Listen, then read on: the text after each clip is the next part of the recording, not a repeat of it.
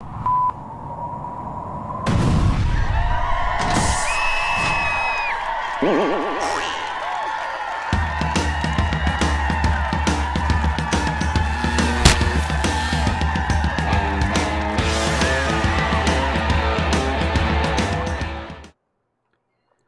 everybody. Welcome to another Comic Source Comic Boom collaboration. These are your comics for the week of August 17th, 2021.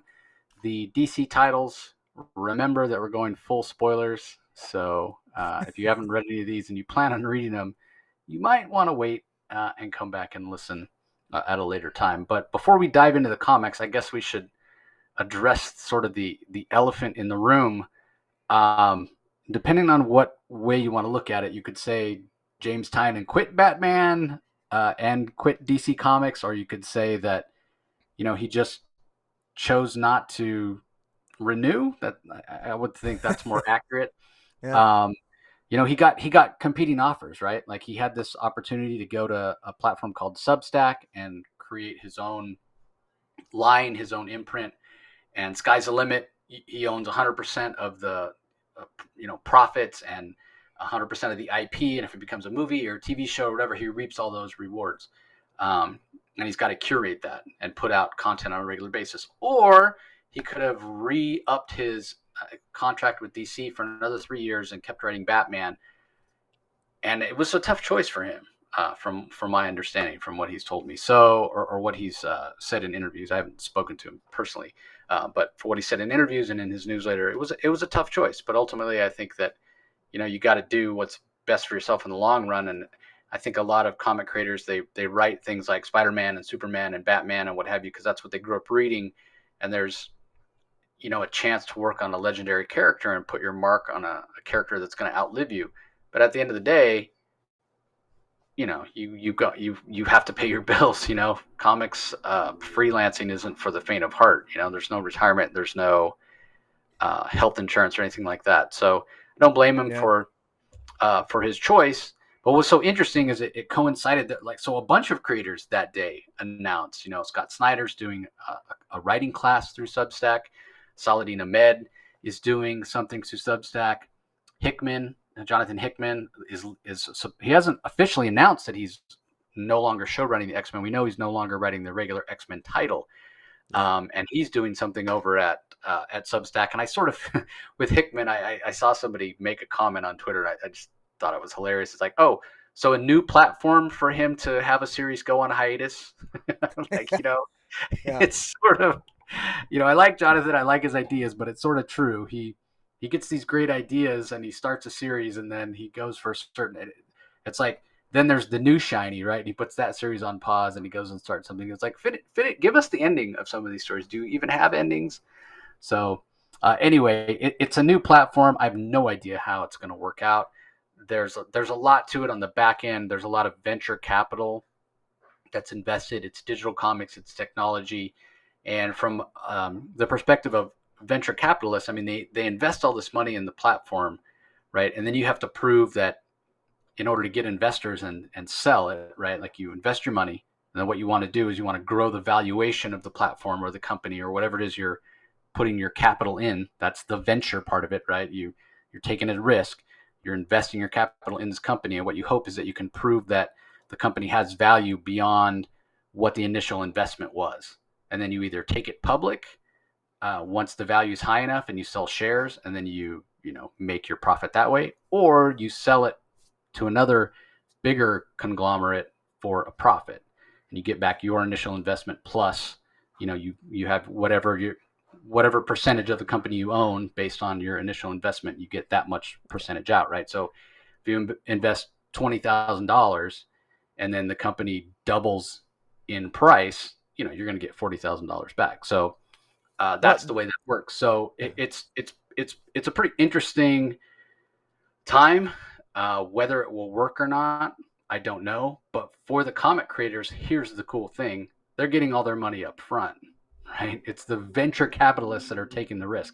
If this thing fizzles and it doesn't work, James Tynion just goes back to writing for DC, or just starts his own publishing imprint, or goes to Kickstarter, or Indiegogo, or whatever. He's already gotten his money. So it's the venture capitalists, it's you can think of it as the company of Substack itself right now that could be left holding the bag if this thing fizzles out. Well, the biggest thing that's going around the internet right now, the biggest get rich quick scheme right now all over the place is subscription services. Everybody is pushing that. They've been pushing that for the last 5 years hard. Oh, Open absolutely. subscription Yeah. services. In And in technology field, it's been longer. It's been almost closer to 15 yeah, years. Yeah, it's called SaaS, yeah, service as a subscription, rather than just saying, hey, you buy the product and you have built-in support. No, you get support, but you got to pay for it every month, and yeah, that's what companies want because it's that on your books it looks good, right? You have a constant source of income, so you can show value in your company that you constantly have a revenue stream, and that's what these companies want to see if you're trying to sell your company. That's what you want to see. You want to be able to show that yes, it has value beyond just its initial value because it's generating revenue. yeah. And the jury is out. Like I have to decide as a consumer, do I want to pay $7 a month to Tynion, $7 a month to Snyder, $7 a month to Hickman, and basically instead of I'm subscribing to the specific creator who is putting out and presumably producing a lot of quality content. And I gotta.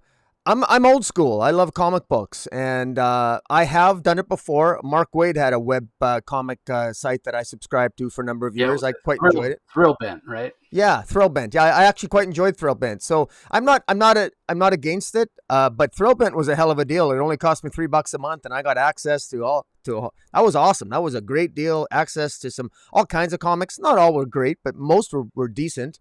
Not any worse than they are nowadays, frankly.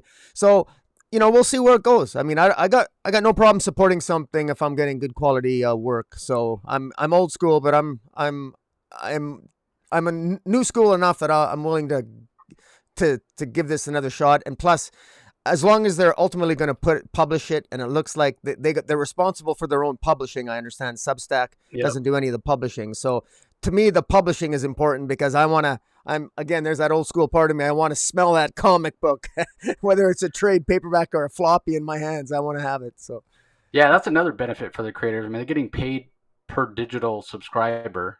They get a cut of that $7 a month or whatever. There's depending on the creator, there's different subscriptions that you can pay for. But then when you go to print it, you're not you're not going to have to pay any more. You might have to pay just a little tiny bit to get it reformatted for the print page, but yeah. you've done the work. As a writer, you've written it yourself. You've already paid your artist. So you're really talking about a big profit on any sales from the print medium. And What about distribution though? I mean, they're responsible for their own distribution, aren't they? Once they publish it. well, yeah, I mean that exactly. So if say you go and you sign a deal with Dark Horse, like basically like Scott Snyder did with his deal with Comixology, right? Where he's going to use the infrastructure at Dark Horse when it comes time to print those Comixology comics, because Comixology already had an agreement with Dark Horse. So Yeah. if Snyder wants to print those, it'll just be distributed through Diamond. So it's the same way. I mean, Tynion could go to Aftershock, or he could go to Image, or he could go to Boom, and say, hey, uh, you know, can you print these for me? Can you be my actual print publisher of these? And then he would obviously have to give them a cut of the profits, but it still would be, the cost is still not as high as, say if he was writing a comic for Boom, when they take a bigger piece of the pie. So Yeah. Scotty Young's another one who's doing something over at Substack, and like Rocky said, $7 a month. There are other options that are a lot more than $7 a month, and we won't talk about how many of those I pulled the trigger on. Um, but let's just say I'm hundreds and hundreds of dollars poorer, um, because they get you. They're like, okay, you get this special deal, but you have to sign up in the first 24 hours. And I pulled the trigger on a couple of those, and I don't have buyer's regret yet. Put it that way.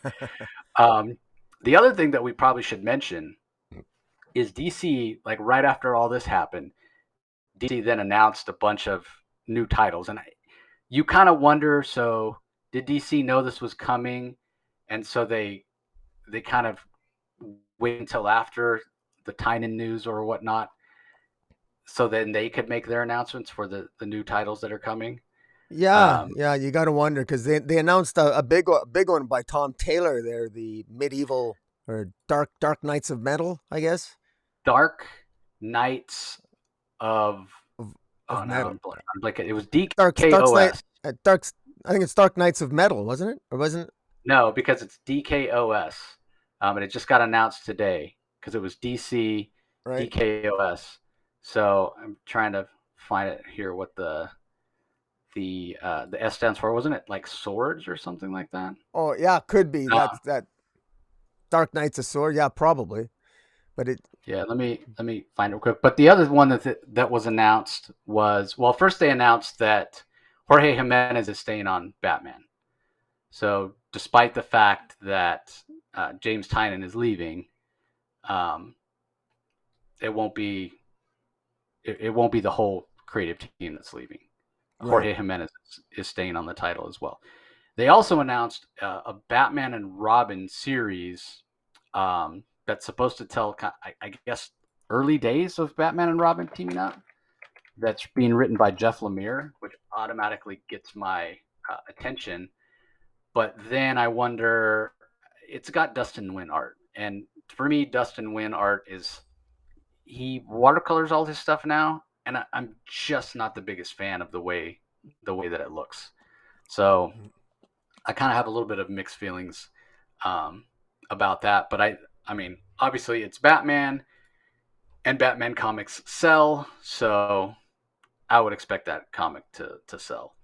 But yeah, the title that we're talking about as far as Tom Taylor, uh, there was an article in Entertainment Weekly. Was they kind of had the exclusive release, and it's called DKOS, Dark Knights of Steel. And it Ah, takes yes. place in a new DC medieval fantasy world where Batman isn't even the most familiar resident. The world will be changed when a spaceship crash lands from a doomed planet, blah, blah, blah. And yeah, so it's basically Tom Taylor taking the DC universe and mixing it with Game of Thrones, is the way he put it. Um, I'm not a fan, and I say this, I'm not a fan of Game of Thrones. I've never watched it. I tried to watch it, and it just didn't do it for me. But a lot of people are pretty excited. So it's Yep. Tom Taylor, so you kind of have faith that he'll make it Yeah. work. Well, he's worked on it for 2 years. He said, I believe in the article. That's a long Yeah, time. So yeah. he's had that in the arsenal for a while. So, you know, But then it'll. I mean, it's got Brandon Peterson art in the first issue, and my understanding is each of the issues is going to have a different art team to give a different feel. I'm never a big fan of when they do yeah, that I'm either. not either. I don't like when they do that myself, but hey, I'll give it a shot. You know, it sounds Yeah, like it I might be mean, a pretty cool Elseworlds kind of tale, so I don't mind that. yeah, yeah, exactly. And then that title I was talking about, the Dick Grayson Robin by Lemire and Wynn. Um, it's called Robin and Batman #1. So obviously the focus is on Robin, the world's first sidekick, is just starting out at the side of Batman struggling to find his own path from personal tragedy to superhero. It's an intimate look at the first growing pains of one of the legends of Gotham City. And it's a 40-page prestige format title with 3 issues. So it's interesting. They call it a 40-page prestige, but it's not Black Label. Hmm. Um, but again, I mean, the Dustin Win art just doesn't really do it for me. But then I think there was one other title that got announced that we probably should mention, um, and it kind of goes into something that Rocky and I were speculating about during the last episode because we talked about how we're 4 issues into Infinite Frontier and it doesn't feel like we're even close to the end. Well, sure enough, they've already announced the next Infinite Frontier title, and it's called Justice League Incarnate. So it's that same team that we have been seeing with Thomas Wayne and Val Zod Superman, and supposedly they're going to be You mean not Val Zod? You mean Calvin Ellis? Calvin Ellis, right? Yeah, Yeah, President where's Superman. Val Yes. Zod? Yeah. Yeah, no, that's his. Isn't that his Kryptonian name, Val Zod? Well, usually when they say Val's, well, I'm not. when they say Val Zod, they usually mean the Earth 2 Superman, because I'm always thinking about the movies. There's two movies. There's two Black Superman movies coming out. One with Val Zod and one supposedly by with Calvin Ellis. Oh, you're right. You're right. They are different people. You're right. Yeah, Yeah, Valzot. Yep, yep. You're right. Yeah, Calvin Ellis. Sorry, not Valzot. yeah, I'm getting my Black Superman mixed up. But yes, so it's a 5-issue oversized miniseries, and it flows directly out of Infinite Frontier #6. So again, I just wonder. Okay, so we had Infinite Frontier 0, and then we had the 6 issues of Infinite Frontier. yeah. So that makes 7, and now we have 5 of this Justice League Incarnate continuing the story. So if my math is correct, 1 plus 6 plus 5 is 12. Why didn't you just make this a 12-issue maxi series and say, you could have called it whatever, Infinite? I guess you couldn't call it Infinite Crisis there to use that one. Crisis Frontier Crisis. I don't know. It's basically like we were speculating. They're just continuing the story. They're fighting Darkseid over throughout the multiverse, and even announced there's supposed to be a new character, Multiverse Man or something like that, that's gonna appear. I'm assuming, and some Hmm. new weird purple looking Flash. Anyway, you can go look on Twitter, look up the DC stuff on Twitter, Joshua Williamson on Twitter, and you'll see all the stuff that was announced. And I mean, I don't know. Will it be Or good? Will it not, not? or not, because I mean, I've kind of been enjoying. I haven't been reading a lot of solicits lately, and I'm kind of glad I don't, because sometimes they just sort of ruin surprises. So, Yeah, but yeah. I mean, yeah, because they do announce that new character, Doctor Multiverse, and yeah, what does have me a little bit worried, if I sound like I'm not like super excited about this, um, Joshua Williamson's co-writing it with Dennis Culver, and if that sounds familiar to you, there is one title that Rocky and I really have not been digging. It's probably the title that we have liked the least since this Infinite Frontier yeah, publishing initiative started, and that's Future State Gotham, and that yeah. started out being co-written by Dennis Culver and Joshua Williamson. So I don't know. I just worry a little Um, bit that hopefully that they'll color it. Hopefully it'll actually have color. It won't be all black and yeah, white.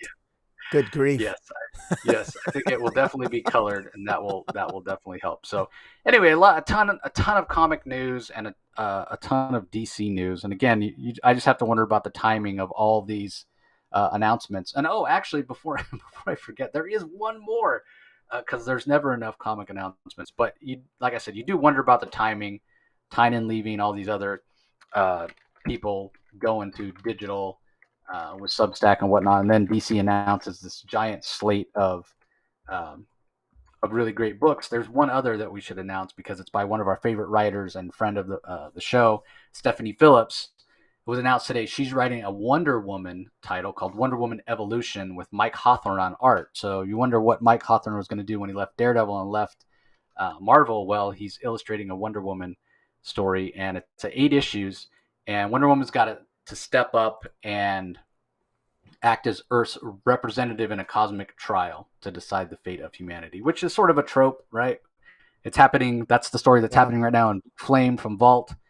Every time I hear that, somebody has to act as Earth's representative in a cosmic trial.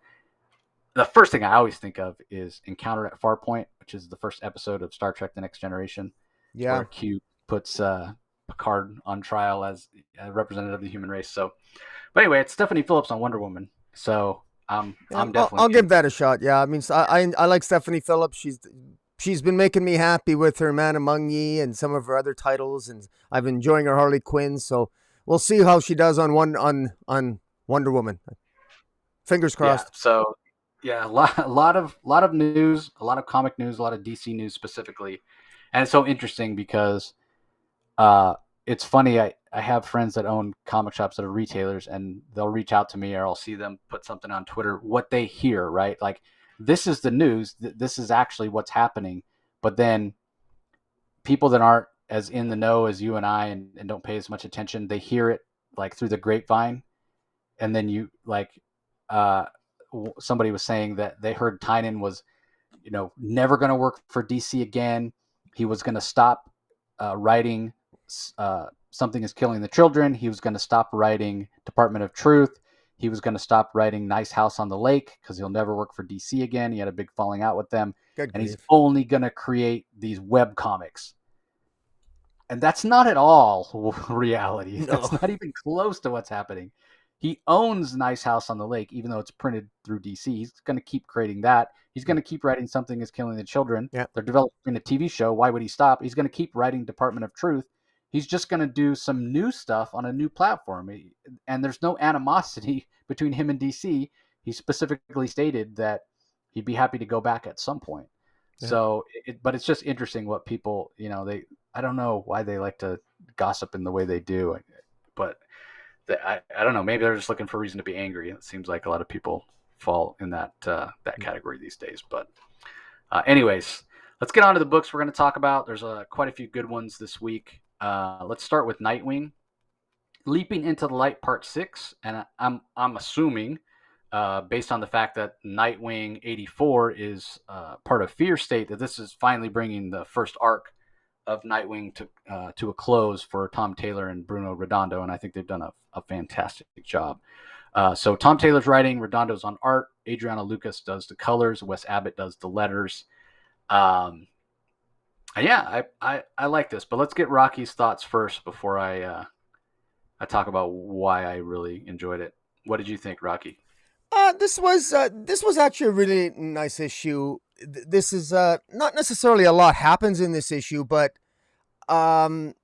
it's very typical Tom Taylor in that it's definitely a feel good issue. This issue picks up right off where the last one, last issue in issue 82, it was revealed that Mayor Zuko is in fact Melinda Zuko, who is Dick Grayson's half sister, and here we soon discover that the conversation that she has with Nightwing is it's interrupted by Blockbuster, because Blockbuster, unbeknownst to her, has been following her, and they believe Blockbuster, of course, who has the corrupt commissioner on his side, believes that Nightwing is in the building actually attacking Mayor Zuko or assaulting her, and so he's actually there, and meanwhile they're having this conversation, and Melinda's quite happy to see Dick, and she basically tells him that, look, she's taken down mob bosses before, and she basically tells him that she's undercover is really what she tells him. And Dick is he doubts her. He has some doubts. He finds it hard to believe, but he notices, he reads her, he gets a sense of her breathing and her pulse, and there's no physical signs that she's lying, and the partner that she has, or at least her bodyguard that's there, seems to be mindful of it, and there's no, she seems to be on the up and up. But when they realize that Blockbuster's outside the doors waiting for them, they have to make a good show of it. So they put on a show. Nightwing ties them up. So Melinda and her bodyguard, the mayor and her bodyguard are tied up, and so by the time Blockbuster he rolls in there, they look tied up, and so it's good cover. Meanwhile, Nightwing takes off, and Blockbuster follows him and chases him, and this is where Redondo's art really takes off. There's some double page spreads here that unfortunately those watching on YouTube here won't be able to see the full double page spread, but it's absolutely gorgeous. I can't wait to pick it up to get the floppy in my hands. But gorgeous work, and Nightwing does get away, and frankly, when he finally gets away, and he's so exhausted because he's still injured from his injuries that he got through what's the guy's name? What was the villain? Heartless? I think that was the villain's name. Yes, I think so. Yeah, but in any event, it was the villain Heartless injured him in a couple of issues ago, and so he's still injured. So he sleeps for 2 days, and basically he wakes up and he has a long conversation with Oracle. Great character work here. and he has to decide what he wants to do with all his billions of dollars that Alfred left him, and he decides to open up the Alfred Pennyworth Foundation. And he before he does that, Tom Taylor in again, he's so good at drawing on what the strengths of these characters are. And Nightwing got his name from Superman. Superman actually gave Nightwing his name, and so there's a lot of there's some beautiful narrative symmetry to that, and continuitous symmetry to that, because he asks Superman for advice about what he should do with the money, because he's not quite comfortable enough for whatever reason talking to Bruce. And Superman obviously gives him encouragement, and even asks Nightwing to keep an eye on his son John and give his son John advice from time to time, because he feels his son John will need it. And of course, Tom Taylor is also writing Kal-El, Son of Superman. So again, there's some synchronicity there, which I like to see. I like to see my DC comics, because I collect most of them, and we review most of them. I like to see that synchronicity and continuity between the titles. And then some beautiful scenes where they're sitting on the top of the Daily Planet, and they're talking to each other, and just beautiful scenes rendered by Fernando Redondo and Bruno Redondo, sorry. And then the next day he gives his speech, and he announces to the world that he wants to create a foundation and battle poverty in Bloodhaven. And before that, there's a beautiful scene between him and Barbara Gordon. I mean, tell you what, Dick and Babs shippers are gonna love this. Beautifully rendered, beautiful kiss, but share a moment of intimacy between the two. And she says, "Go get him, Boy Wonder." And it's just sort of like, this is a real feel good moments, a feel good comic. And I've talked to some people who aren't really loving this Nightwing series, and I asked them why. Why don't you love it? And it's because they feel that there's not enough. They actually want more story. They feel that there's too much, that the character work, it's just sort of like it drags it down, it slows it down. Whereas I personally feel the opposite. I actually like this. I don't mind if a story is progressing slowly if I get some good quality character work. But some people are a little impatient, and they want the plot to proceed further, because there's no question here.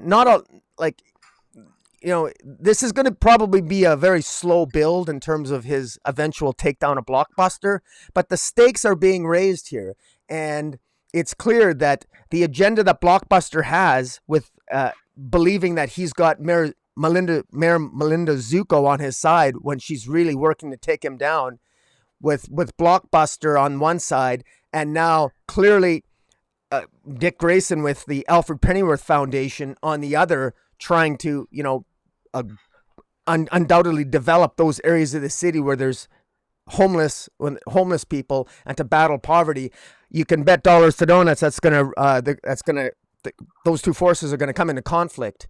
And a great moment with him and Batman. Batman calls him and tells Dick, "You really honored Alfred today. Thank you," and thanks him, and just really good moments. And then at the end, there's a tease that Hart, that the Heartless character is going to be, making further steps. And this Heartless character there in the final page seems like a really sick puppy. He's actually, all the hearts that he takes, he actually puts in jars. Very disturbing. And he says, "I'll have to take his heart before he gives it to the city." So it's Leaping into the Night, Part 6. This opening story arc definitely this sets the tone. These first 6 issues have set the tone for what the future is for Dick Grayson, and I think Tom Taylor's done a very good job, and I'm definitely on board moving forward. What about you, Jace? Yeah, I think the question you have to ask yourself is, does a story that's filled with character moments make a cohesive narrative, right? Because this issue, more so than any of the previous, like you said, it does it's just filled with all these moments. There's the moment early on between Dick and Melinda, and I still have my doubts whether or not she's really his sister. Like I had my doubts right off the bat, right? I said she's some FBI agent, she's undercover, that's her cover, and then we met her mother, and her mother had the whole story about how it went down and whatever. And so then I was thinking, okay, maybe I was wrong. Maybe she is really Dick's sister. And now I'm kind of back to thinking the other thing, because she basically tells him that she's taken down crime lords before, and she's here to take down. So she could be just playing Dick Grayson. It could be all a cover, and her mother's just another agent of the FBI. So I'm still not 100% convinced that she's Dick Grayson's sister. But regardless of whether she is or not, we know, as we suspected, she's not really a bad person. She's not involved in organized crime. She's actually working undercover to try to prevent it. But it is a nice moment. Dick does realize, I mean, he's a good detective too, trained by the best, trained by Bruce Wayne. So he knows that his sister's on the right side, and that gives him some hope. But from there to a little bit of action fighting against Blockbuster, and then, like you said, the moment with Barbara, followed by a great moment with Superman, where Superman basically says, in case anybody was doubting, even Superman looks up to Dick Grayson. And Superman says, everybody looks up to you, Dick. You're so respected. And then tells Superman his plans about the Pennyworth Foundation, and Superman, couldn't think of a better role model. All of us look up to you in some way or another, Dick. So again, another great moment. And then the moment between Dick and Barbara, like you said, where they share the kiss, and then of course the moment where Dick Grayson announces this initiative. He's given all the money to this foundation that he's going to start, called the Alfred Pennyworth Foundation, and then his phone blows up with different members of the Bat family reaching out, and Batman actually calls him, and Dick is saying, "Hey, you don't usually call," and there's a great moment, there as well. And then, a very creepy moment with Heartless at the end. So does it flow the best? I'm not sure that it does, but I feel like each of those story points hits really, really well. So I can see the point of those that are saying not enough has happened yet, because Taylor has taken the time to give us these character moments and let the emotion of these moments kind of be impactful. I mean, think back to the very first issue Tom Taylor wrote, where Dick Grayson was reading that letter from Alfred, and to me, that was the most impactful moment of that issue and of the series so far. And it was at that moment where I was like, well, I'm in, right? And if these moments are landing like that, different moments for different people in different ways, then I think that's a successful comic. It's a successful story. It's a successful piece of art, because art is supposed to make us feel things. It's supposed to elicit a reaction. That's the point of it. So in my mind, it's successful. Is it the smoothest pacing in this issue? Nah, not necessarily. But I think overall, the 6 issues probably read pretty well together, and they flow pretty well, and it probably feels like a pretty big chunk of story. The argument could be made that most story arcs are 5 issues now, and you get that amount. The amount of story that Tom Taylor's given us in 6 issues, most series give us in 5. But just like Rocky said, I'm willing to give him that extra issue, because these moments are landing so well, and they are such great moments. And Dick Grayson is such a big part of the DC universe. Just like Superman is saying here, he's sort of the heart of it in a way. And so I think it's important to have a story like this with Dick, where he's kind of getting his due. So yeah, I think it's fine. And the other thing is, just because Tom Taylor paced the first arc this way doesn't mean the pace is not going to pick up now that he's kind of put all the pieces in place, right? Now that we know Melinda Zuko's kind of working from the inside, we know Heartless is going to try to derail Dick's plans for the Pennyworth Foundation. We know Blockbuster is diametrically opposed to him, because Blockbuster and all his cronies, they feast off the poverty, and the the crime that comes along with that. So he's not going to want this foundation to succeed any more than Heartless will. So it's like all the pieces are in place on the chessboard now. So there's no reason to think that the narrative won't speed up and we get more action and things happen quicker. And maybe that'll appease the people that think that it's going a little bit too slow. But I think it's fantastic. I think Bruno Redondo's art is amazing. He's the perfect artist for this. And yeah, I'm fully on board. Fantastic issue, fantastic first arc. Right on. All right, let's move on to the next one. I'll get this anthology out of the way. It's Superman Red and Blue #6. We've got a really cool main cover from Evan Doc Shaner. And then the first story is called Hissy Fit, story and art by Sophie Campbell. I sort of don't really have that much to say about this first story. It's a story about Streaky and Superman and Supergirl are. I guess it's the story of Superman relocating all his stuff from the Fortress of Solitude when it was at the North Pole to the Fortress of Solitude when it's in the Bermuda Triangle. And for some reason, they decide they're going to stick Streaky in a little kennel to transport her, and she doesn't go for it, and she freaks out and starts using her heat vision all over the place and cutting ships in half and whatnot. So she ends up where she needs to be at the end anyway. I don't know why they just didn't do that in the first place. I guess if you're a cat person, you'd like it. I just thought it was okay. It was like, okay, Streaky freaks out. Got it. Don't have anything else to say other than that. Yeah. You are much more polite than I am. This is where people discover that Comic Boom is not a pet lover. Look, I don't like cats. All right, I just and I and why on earth Superman or Supergirl love cats? I've got no idea, and there's no way in hell that what Streaky does here is look. Let me put it to you this way. We put Rottweilers to sleep that bite human beings. Here we have a cat that destroys a cargo vessel in half, puts it in half. Undoubtedly, it's by the grace of God that somebody wasn't killed.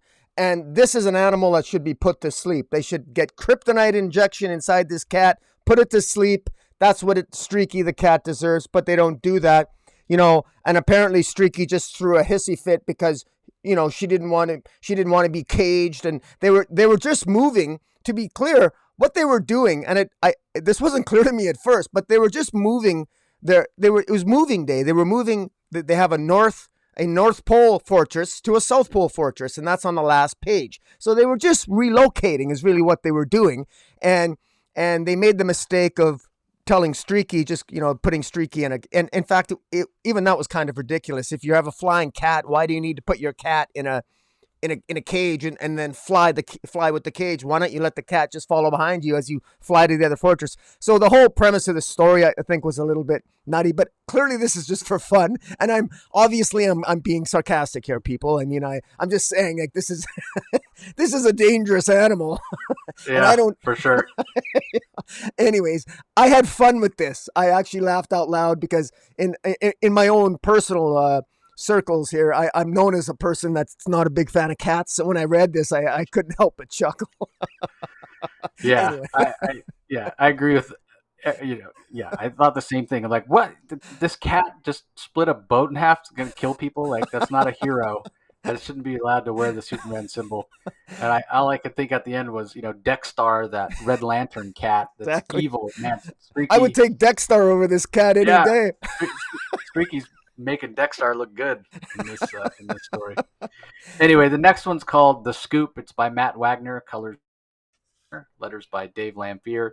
And this was a fun one. It's basically a story of Clark Kent and how his stories always end up on page 13 or page 18 or page whatever, because he's struggling to.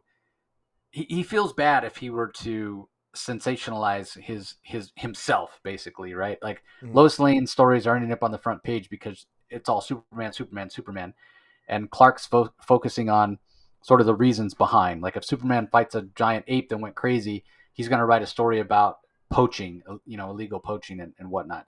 If a train runs out of control, he's going to write an expose about the Metro Commission's lack of oversight. He's getting at the root of the problem, the idea of a reporter being kind of a warrior for social justice, whereas Lois Lane is just writing stories about Superman and getting the front page over and over and over. And Clark Kent's reluctant to do that because he feels like he's cheating, right? Because he is Superman.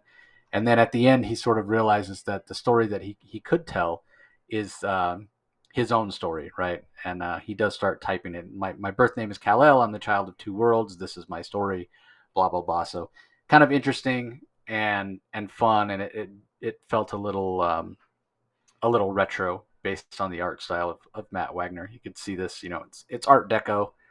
in terms of the buildings and the robots he's fighting and whatnot. So I thought it worked. This was an enjoyable one. What do you think, Rocky? Yeah, I thought it worked. You're right that it's dated, but it's dated in terms of its uh I guess its sensibilities, and you kind of got the sort of I got like a 50s vibe to it.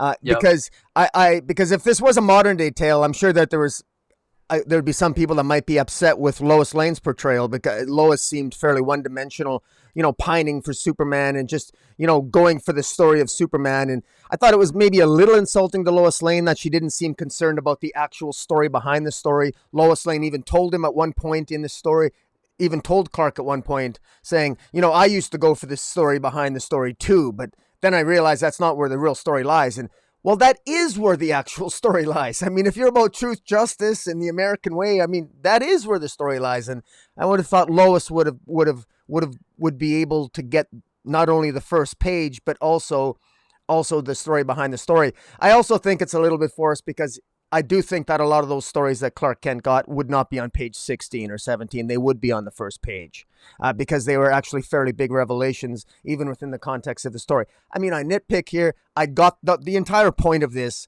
was that Clark realizes that he needs to be the author of his own story, and that people can report what Superman does, but the actual substance of who he is as Superman should be a story that he controls. So I know that was the theme, and that did shine through. I thought it did come at the expense of some of the characters, though, like Lois. I thought it maybe could have been reworked a little bit different, but I nitpick. But again, I enjoyed it, and I actually really enjoyed the art. I have to say, Matt Wagner did a good job here. Yeah, fantastic art. Next one's called The Special. Tom King writes it. Paulo Rivera is the artist. Steve Wands is the letterer. I thought this was the best story in the book. It's kind of a longer one, and it Yeah, goes full circle from Clark eating at a diner as a little boy with Ma and Pa Kent, all the way to Clark then eating at the same diner um, with John, and it has one of my favorite pictures of John and Superman together flying that I've ever seen. And John's just wearing like jeans and a white shirt, but he has like a red blanket tied around his neck, and he's flying next to his dad in the sky. And it's like, see that right there, that image right there by Paulo Rivera is exactly why we didn't want or need John Kent aged up, because we needed more of that father and son as opposed to father and young son as opposed to father and almost yeah. grown son. Um, but I thought this was a great story. Um, it's just these pictures over time of the Kent family in this diner, talking to one particular waitress as she gets older. Annie is her name, and you see her age, and we see her and Clark talking.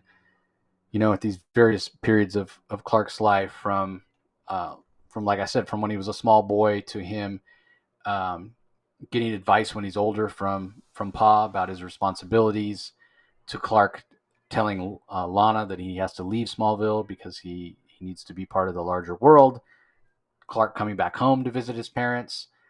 Clark there eating at the diner with Lois when Lois is there to meet his family for the first time and how nervous she is.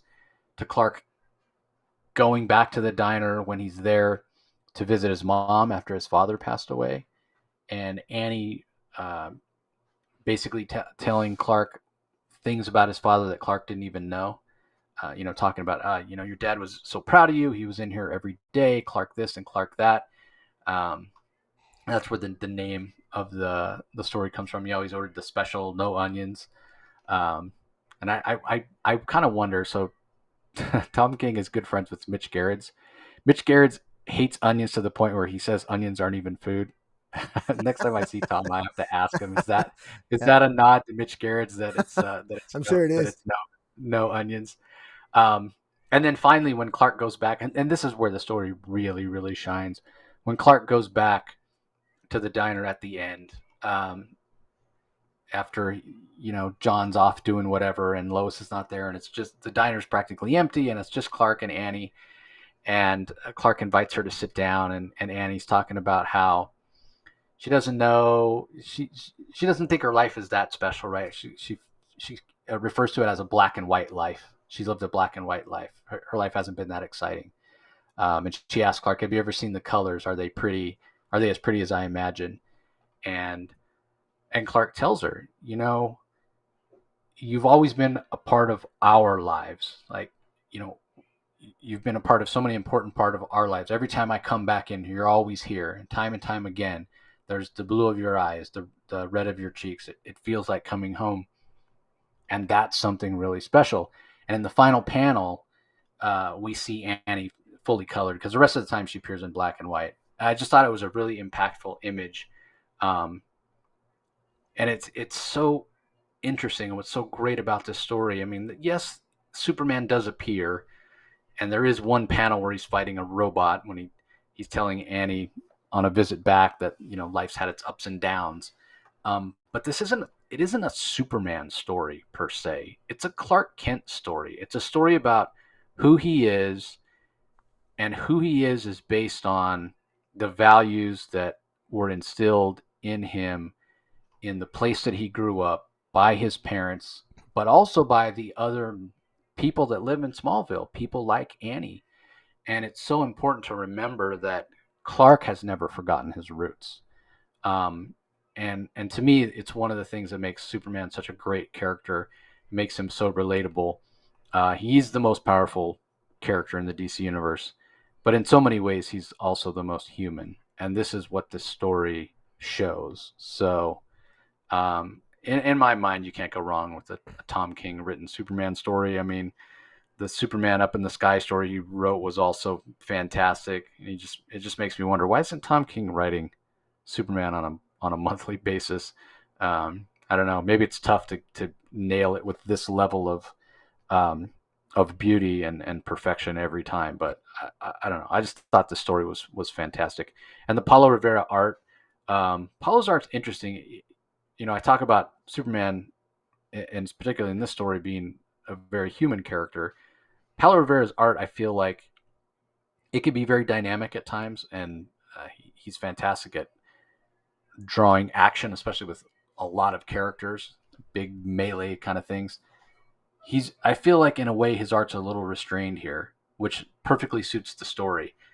And if I had one word to describe his art, it would also be human. Like it's so real here, and not to say it's like photorealistic or it looks like pictures or photographs or whatnot. It feels grounded. It doesn't feel over the top. It's soft when it needs to be. It's poignant when it needs to be. It's emotional when it needs to be. Yeah. I wouldn't be surprised to see this get nominated for some awards, to be honest with you, next year. Best short story or something like that. I really do think it's that good. So yeah, it's as impactful as I think Daniel Warren Johnson's Superman story in the last Superman Red and Blue in issue 5 was quite good as well. And there's talk of that. There's rumors of some people wanting that to be nominated as well. So there's something about Superman that can inspire these types of emotionally laden stories. And this one, and again, I mean, I don't know what's going on here. I've been the manner in which I've been complimenting Tom King in the last 6 months. I'm gonna have to get my head examined. But no, I mean, hey, at least I know I'm not a hypocrite, man. And when he does a good job, I'm gonna call him out for it. So good job, Tom King. I enjoyed this. yeah, It's funny. You say you love this is really about Superman, and when I read this, and you alluded to this as well, but I thought this was a story about Annie, and this was a story about all of us. The special might be. The funny thing is that we never did know what the special is. All we know what the special is that there's no onions on it. We don't actually. Yeah. I looked at it, so he could have. We don't even know if it was a hamburger with no onion. We don't know what it is. But I think even not knowing that is so extraordinary. The only thing we know is that there's no onions on it. And here's what I get out of this, and what's beautiful about it is that, and it reminds me of something that in Buddhism, there's the idea that a true master always does everything consistently all the time. In other words, you're kind, you're compassionate, and you do it all the time. In other words, your behavior never really changes. You stay consistent, and you do the right thing all the time. And here it is, every Friday morning, Jonathan Kent orders the special with no onions. So what's the special? Well, the special is illustrated in all the various scenes through Clark Kent's life and through Jonathan's life, his life and times, and ultimately even in his death. Like the special is friendship, it's service, it's gratitude, and it's sometimes no onions. And that familiar face that gains color the more you see it. Absolutely beautiful. Absolutely beautiful. The symbolism here, the metaphor, the theme. Uh, you can read this and say it's a Superman story. I can read it, say it's an Annie story. It can be a Jonathan. It's a story of all of us. That's the beauty of it. It speaks. I think it says something different to everyone who's reading it. And if that isn't a masterful story, man, I don't know what is. Well done, Tom King. And the art, Yeah. again, Paolo Rivera, fantastic art.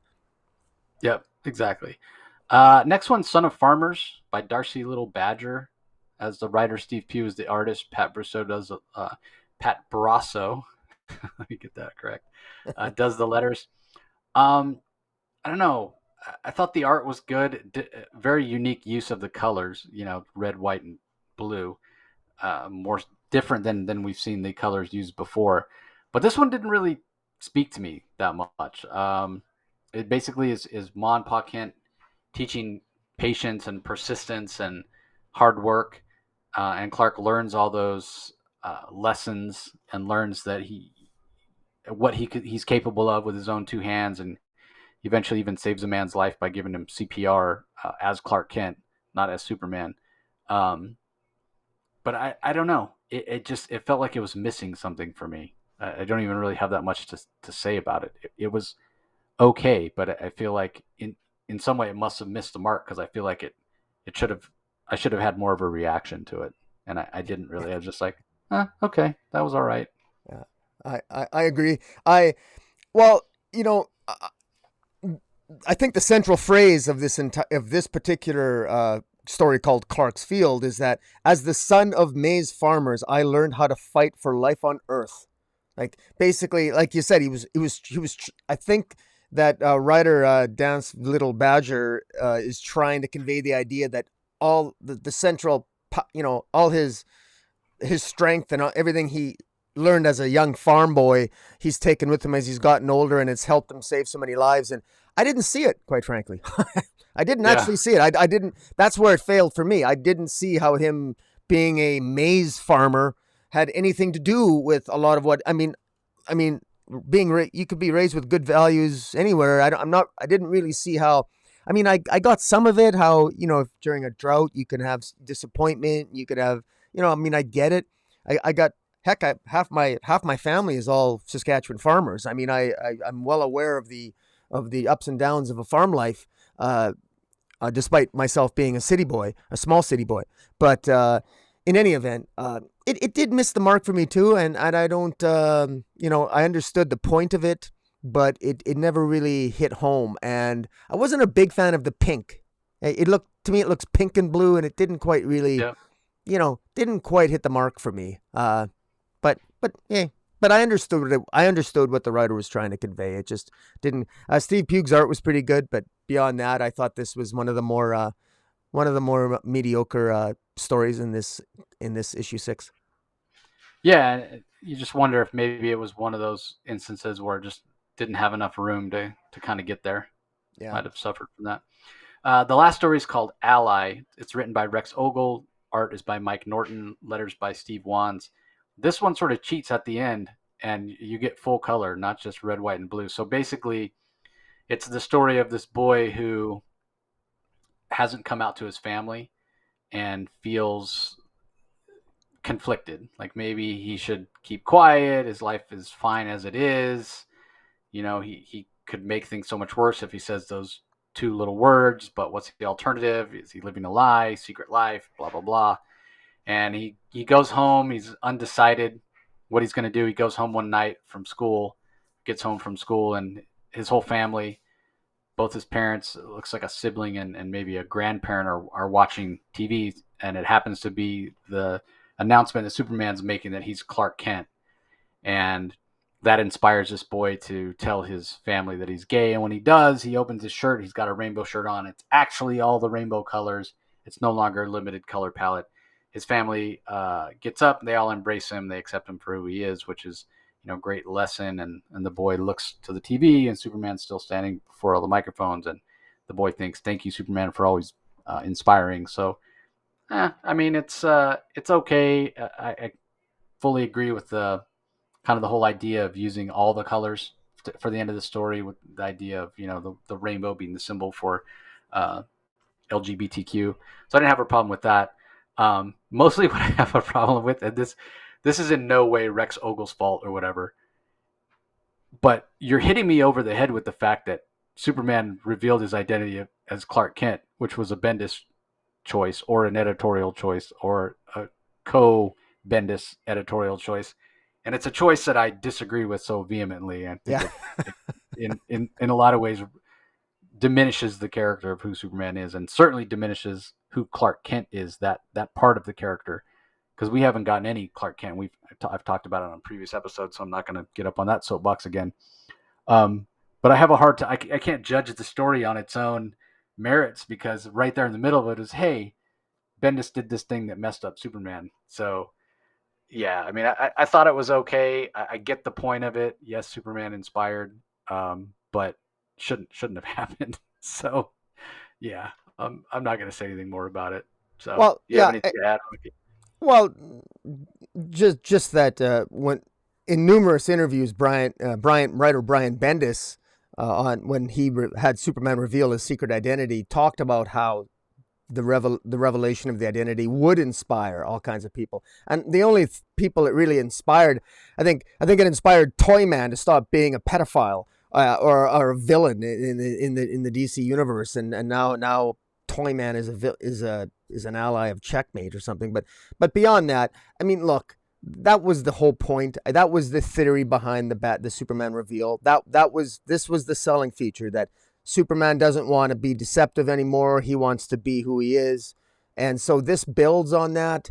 And so, look, I mean, this is a nice story. This is a nice story. And, honestly, if I am sure if there's just one or two, people out there that actually read that Superman comic and they felt that they could come out and be their true selves, and their lives got better, I mean, all the power to it. I mean, I'm sure everyone's, I don't want to take away somebody's enjoyment, because we all get different things out of various comic book stories. And this was a good one. I got nothing against this, but I do share I still I still get upset when I think of what I consider to be a nonsensical decision by Superman, who maybe a couple of people are feeling brave coming out to their parents now, but you're still endangering the lives of your friends and family by making such a boneheaded decision. But hey, that's a story for another day. Yeah, exactly. Well, we will leave it alone. We are certainly not against people coming out and being true to themselves. We just kind of question the inspiration for that. Not that Superman's not inspiring. But anyway, on to the next title. We're going to talk about Batman's Secret Files Clownhunter. The story is entitled Scar Tissue. It's written by Ed Brisson. The art is by Rosie Camp. Colors by Andrew Dahlhaus. Lettering by Simon Boland. I normally love everything Ed Brisson does. I'm a huge Ed Brisson fan. I love the fact that he brings a groundedness, and I've talked to Ed about it. Every time he's on the show, I can't not talk to him about it, because it's so fantastic the way he grounds these fantastical stories that he tells, with superheroes and people with powers and whatnot. I didn't necessarily get that here. I am not a fan of the Clownhunter character. I sort of feel like the same way I feel about the Joker, I feel about Clownhunter, in that here's a person with no training, no special skills, no superpowers. So just like Batman would beat Joker in 30 seconds, any random adult, especially one with a gun or a weapon, would beat the crap out of Clownhunter. Clownhunter would be dead in 30 seconds flat. And somehow he manages to keep surviving. And it sort of happens in this story, where he ends up having to get rescued at the end by Red Hood, of all people, and Red Hood offers to train him. So at least in that way, somebody over at DC is like thinking, well, we probably need to give this kid some training, because he's going to end up dead. It doesn't make sense that he's not dead already. And at the end of the day, I don't like the character. I didn't like the story. I thought, like, I was glad I didn't pay any money for it. Not that I would ever, because if I see Secret Files Clownhunter, I know I'm not a fan of the character. I'm not going to buy it. So nothing against Ed Brisson. I thought the art was fine. The pacing and like technically it's a good comic. It's just a character that I don't like, frankly, and that I think should not exist. So Yeah. this comic is clearly not for me. But maybe you had a different experience, Rocky. What did you think? No, I didn't. I actually we're in agreement on this. I don't like Clownhunter. I think it's a stupid character. I think it's a terrible choice for a character. I think that this is a deeply disturbed kid. Now, I realize I'm talking about a character in the Batman universe, and I realize that Jason Todd, Damian, we're talking about. I mean, you could write an entire library of mental health books on the Batman family, but Yeah. so I mean, I realize that, but I think that Clown Hunter is this kid not maybe a bridge too far? I mean, Yeah. come on. This kid lost his parents, both killed by the Joker. Then he flips out during Joker War. He kills numerous clowns. This kid is absolutely nuts. I hate his wardrobe. I don't like his hairstyle. I don't like this kid at all. It's also his power set is ridiculous. This kid there's no way this kid with a baseball bat is going to scare anybody. I just don't believe for a second. Like, I never believed it in Joker War. I thought it was a joke, and I thought I actually was siding with Ghostmaker. At one point, Ghostmaker was going to kill this Clown Hunter kid in Joker War, if you recall, but Harley Quinn stopped him. That was when Ghostmaker was still kind of an a-hole, and but I'm not really getting it. But now I want to give Ed Brisson, the writer there, some credit because what Ed Brisson did. There's that wonderful expression, putting lipstick on a pig. He actually at least makes Clown Hunter. He takes what I kind of a bad story and he makes it a little bit more tolerable. And getting this kid's name is it Bao Pham? Bao. How do you say that? Bao? Yeah, Bow, yeah. Bao Bow or Bow. Pham? Yeah, yeah. Anyways, this Bao Pham kid is tracking down all these other clowns, and ultimately he gets set up. And Punchline from jail. Now Punchline, of course, we're reading her backup story in the pages of Detective Comics, and we're not really enjoying that too much. But apparently Punchline is sort of controlling things from jail, and she's arranged it so that this Clown Hunter is that Bao is finally hunted down and killed, and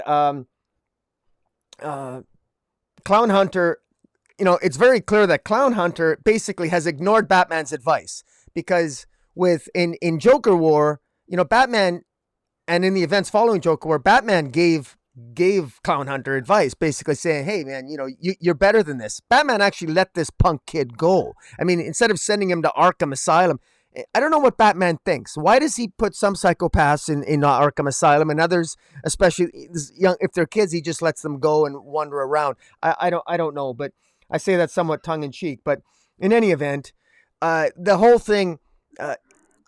At some point, this kid gets the crap beat out of him by a bunch of clowns. Eventually, all these massive clowns are attacking him. They're about to kill him.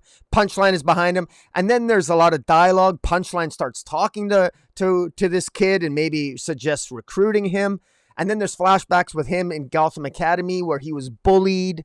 And of course, it's very tropey, very tropey. But Ed Brisson, how else are you going to justify this kid's mental state of mind? Well, okay, we'll make him the victim of being bullied. And yeah, he was the kid. And this is the other thing that I find extraordinary. His parents were poor and broke, but his parents were killed by the Joker. And then his rich aunt and uncle come along and they put him in a rich school, Gotham Academy. And then he's got no money despite being in a rich school. So then all the other students bug him for being rich or being poor. And then they beat him up and they attack him and they bully him.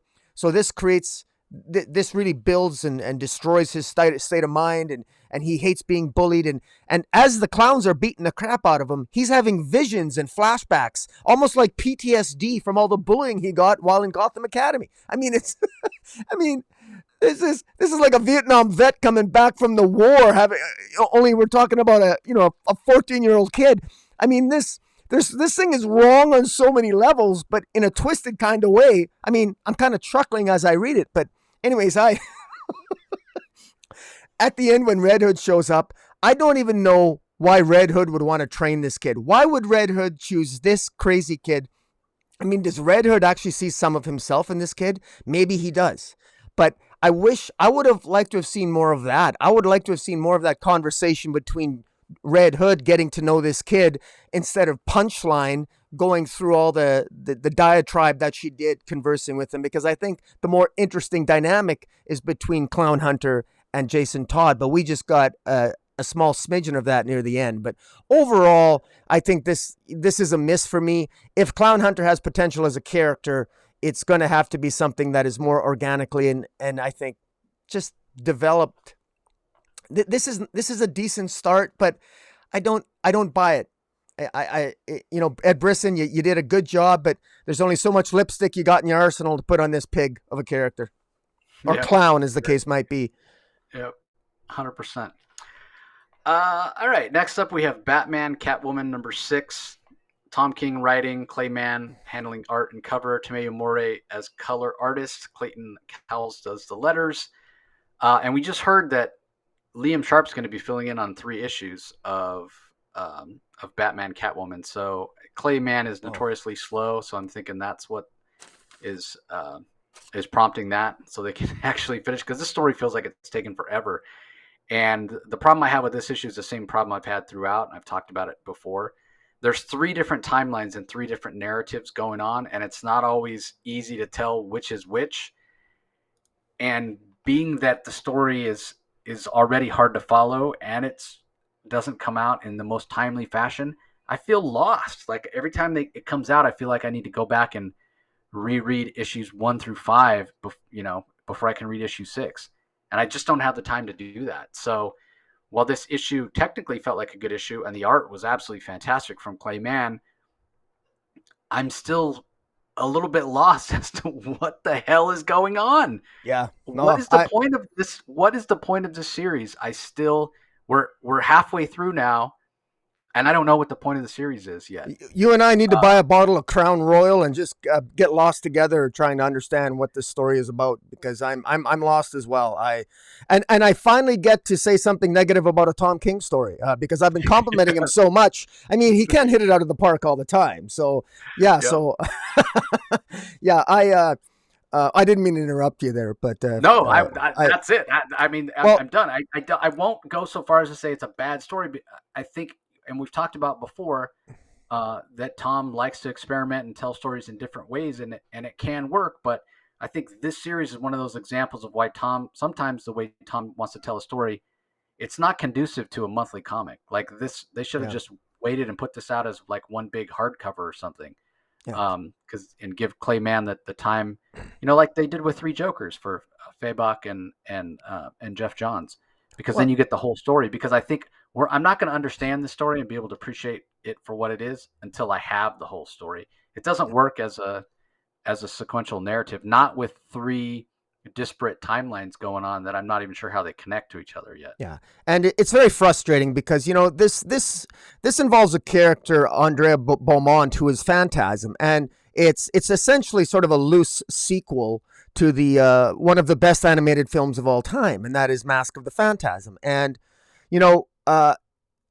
just here's the gist of what this story is when I'm trying to piece it together. On the surface, it should be more simple than it is.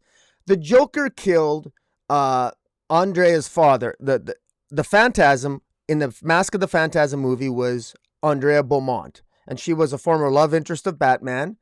The Joker ends up ultimately, Andrea Beaumont as Phantasm ultimately ends up taking out the Joker, but then the Joker returns, and essentially the Joker kills her father, Carl Beaumont.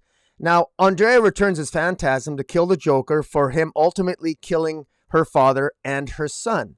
And as you said, there's almost 3 different timelines here. There's 2 different timelines, 3 different settings. So even though the Phantasm in the present wants to kill the Joker, we know that the Joker doesn't die until the future, because we know a future older Selina Kyle kills the Joker for revenge for what he did to Andrea. So the Joker must do something terrible to Andrea Beaumont. So I'm assuming that the Joker is going to kill her. I'm guessing. So if that's the case, then why why doesn't so in the present, Selina in this issue, I don't understand why she's having drinks with the Joker. He over Christmas drinks, and they're decorating a Christmas tree. I don't understand this and the dialogue, and why did she not? Like I don't get it. Like I thought maybe was this a dream sequence? She's talking to the Joker, and the she told Batman where a bomb was last issue, and then the Joker leaves in this issue at one point, and then when the Joker leaves, all of a sudden 5 seconds later, Bruce Wayne shows up. And so didn't Bruce Wayne see the Joker leave his fiance's apartment? Like, I don't understand this. And this dialogue between the Joker and Selina, and she's doing tequila shots while the Joker's beside her, and there's Christmas carols in the background. I have no idea what Tom King is trying to say here. And again, then we jump to the present with Selina talking to Phantasm in the present. I'm lost. I really don't understand what's going on, and I fear this is not the same like his Rorschach or his Adam Strange, where I maintain a handle on the story, and I'm gonna embarrass myself, but I read this issue 3 times and I still don't understand what went on. I swear to God, I read it 3 times and I read the preview. I don't understand what's going on here. I don't get it. Selina's talking to her young daughter, Helena. Helena asks her mother if she killed the Joker, and we know she did. But so what? So what if Selina in the future kills the Joker? I'm not sure why I'm supposed to care. And I'm not really like I don't understand how the past, present, and the future are linked yet. And I fear that I'm not going to get rewarded at the end of this story like I feel rewarded with his Rorschach. And I actually feel rewarded with, I enjoy his Strange Adventures. And in any event, I'll just leave it at that. It's not my cup of tea, but, maybe somebody out there is enjoying it. I thought most people were expecting a love story, that this was going to complete the love story between Bruce Wayne and Selina Kyle, that because, with the failed wedding and everything. But this has turned into nothing but a story between Selina and the Joker. Batman is an afterthought in this entire series, and we're at issue 6. But Batman really is an afterthought. He's barely in this comic in a substantive way, and that's what I find most disappointing. But yeah, I mean, I agree with you, and again, I think in order to understand it, you have to go back and like reread everything that's come before it, and even then, I think not enough of the story and what's going on has been revealed to the point where I even think if you read all 6 issues in one sitting that you would even understand what's going on. There's too much that's still a mystery here, which again, if it's coming out on a monthly basis, then I guess we're okay, but I think we've already missed a few months, and I mean, again, Clayman's not the fastest. His art's spectacular, and that kind of stuff takes time, which again makes me wish they just waited. And they did wait. Like, we waited a long time. And I even talked about, I kind of sound like a hypocrite a little. I talked about the fact that there was such a long break between the end of Tom King's run and this starting to come out that I felt like it lost some of its momentum and it sort of hurt. I just don't know what the solution is, right? Like, I think it does need to be the Clayman art. I guess the solution is Clayman needs to draw quicker, but that's not a solution because then his art suffers. So anyway, this is one we'll definitely have to revisit once all 12 issues are out and we can kind of look at the whole thing. All right, well, on to the next book. It's another one I didn't particularly enjoy, kind of a theme this week. Nothing that's just terrible, but just stuff that's just, I feel like, is not for me. I'm not the audience for this book. So it's Superman in the Authority #2. I'm clearly not the audience for this book because it's written by Grant Morrison. I'm not a fan of Grant Morrison's writing, although I did think they did a great job in the first issue. It was one of the better Grant Morrison written issues that I've read, other than All-Star Superman, which is probably, well, not probably, it is my favorite thing that Grant Morrison has ever written. But a couple things. So I love the Mikal Janin art in the first issue. And this one we have Mikal Janin, but also joined by Fico Asio Evan Cagle and Travel Foreman, because this is basically a story about Superman and Manchester Black going around and recruiting who are going to be the other members of the Authority. We have Jordi Belair, Sebastian Chang, Dave Stewart, and Alex Sinclair as the colorists because they each color those different stories. So to me, one of the best things about the first issue was the amazing Mikal Janin art. I'm not saying these other artists don't do a good job, but they're not Mikal Janin in my mind. He's by far the most talented artist on this book, and I would have preferred to have him draw everything. Maybe they're having a problem keeping it on schedule, and this helped out, and that's fine. I'd rather have that, I guess, than have it be delayed. But this is only a 4-issue series. 2 issues are done, and the team has barely come together. So I end up asking myself, what's going to be the point of this?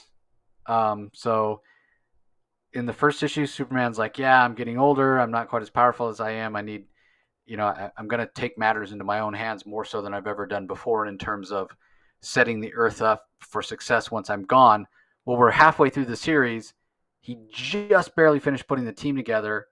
There's a lot to do in my mind to put the Earth in order, get all their ducks in a row and dot all the I's and cross all the T's. How can you possibly get that done in only 2 issues, especially 2 Grant Morrison issues that he likes to stuff to the absolute bursting of seams with all kinds of crazy references to past superhero stuff or some kind of just esoteric ideas.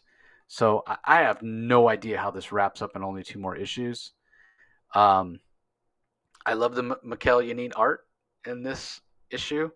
A little bit bigger panels than I'm used to seeing Mikal use, which I also found to be an interesting choice based on how much Grant Morrison does try to stuff in their different issues. I mean, it is kind of oversized. I guess it's like 30 pages. So ultimately, I just thought this was okay. When you're recruiting people like Apollo and Midnighter, I mean, those are classic characters when it comes to the Authority. But it's not a big secret that I'm not a big fan of those characters. I thought the recruitment of the Enchantress was sort of weird, to be honest. So not sure how she's going to fit in with the team. Natasha Irons, I feel, is a good choice for the team, if not maybe a little on the unknown side. I think a lot of people a lot of modern DC fans may not know who Natasha Irons is. She's the niece of John Henry Irons, who most people know as Steel, because we've all seen that great movie starring Shaquille O'Neal, featuring Steel. But yeah, and that's basically it. That's all that happens. Superman and Manchester Black go and they recruit Natasha Irons. They recruit Apollo and Midnighter. They recruit Enchantress. Story over. Series half over, and nothing's happened yet. So, I don't know. I wasn't a big fan. What do you think, Rocky? This is Grant Morrison trying to outdo Grant Morrison. There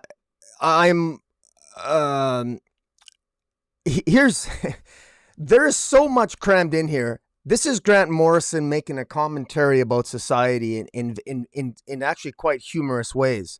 There's a reference here. Superman says to Manchester Black at the beginning, "Call me the samurai in autumn," which I Googled, and that is a reference to a Pet Shop Boys song. And the lyrics of the song go like this: "It's not as easy as it was or as difficult as it could be for the samurai in autumn."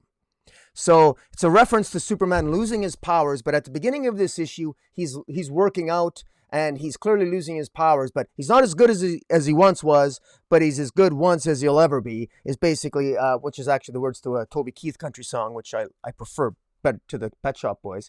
But in any event, Superman is clearly, he's still trying to stay in the game. Meanwhile, he's asking Manchester back about the recruitment.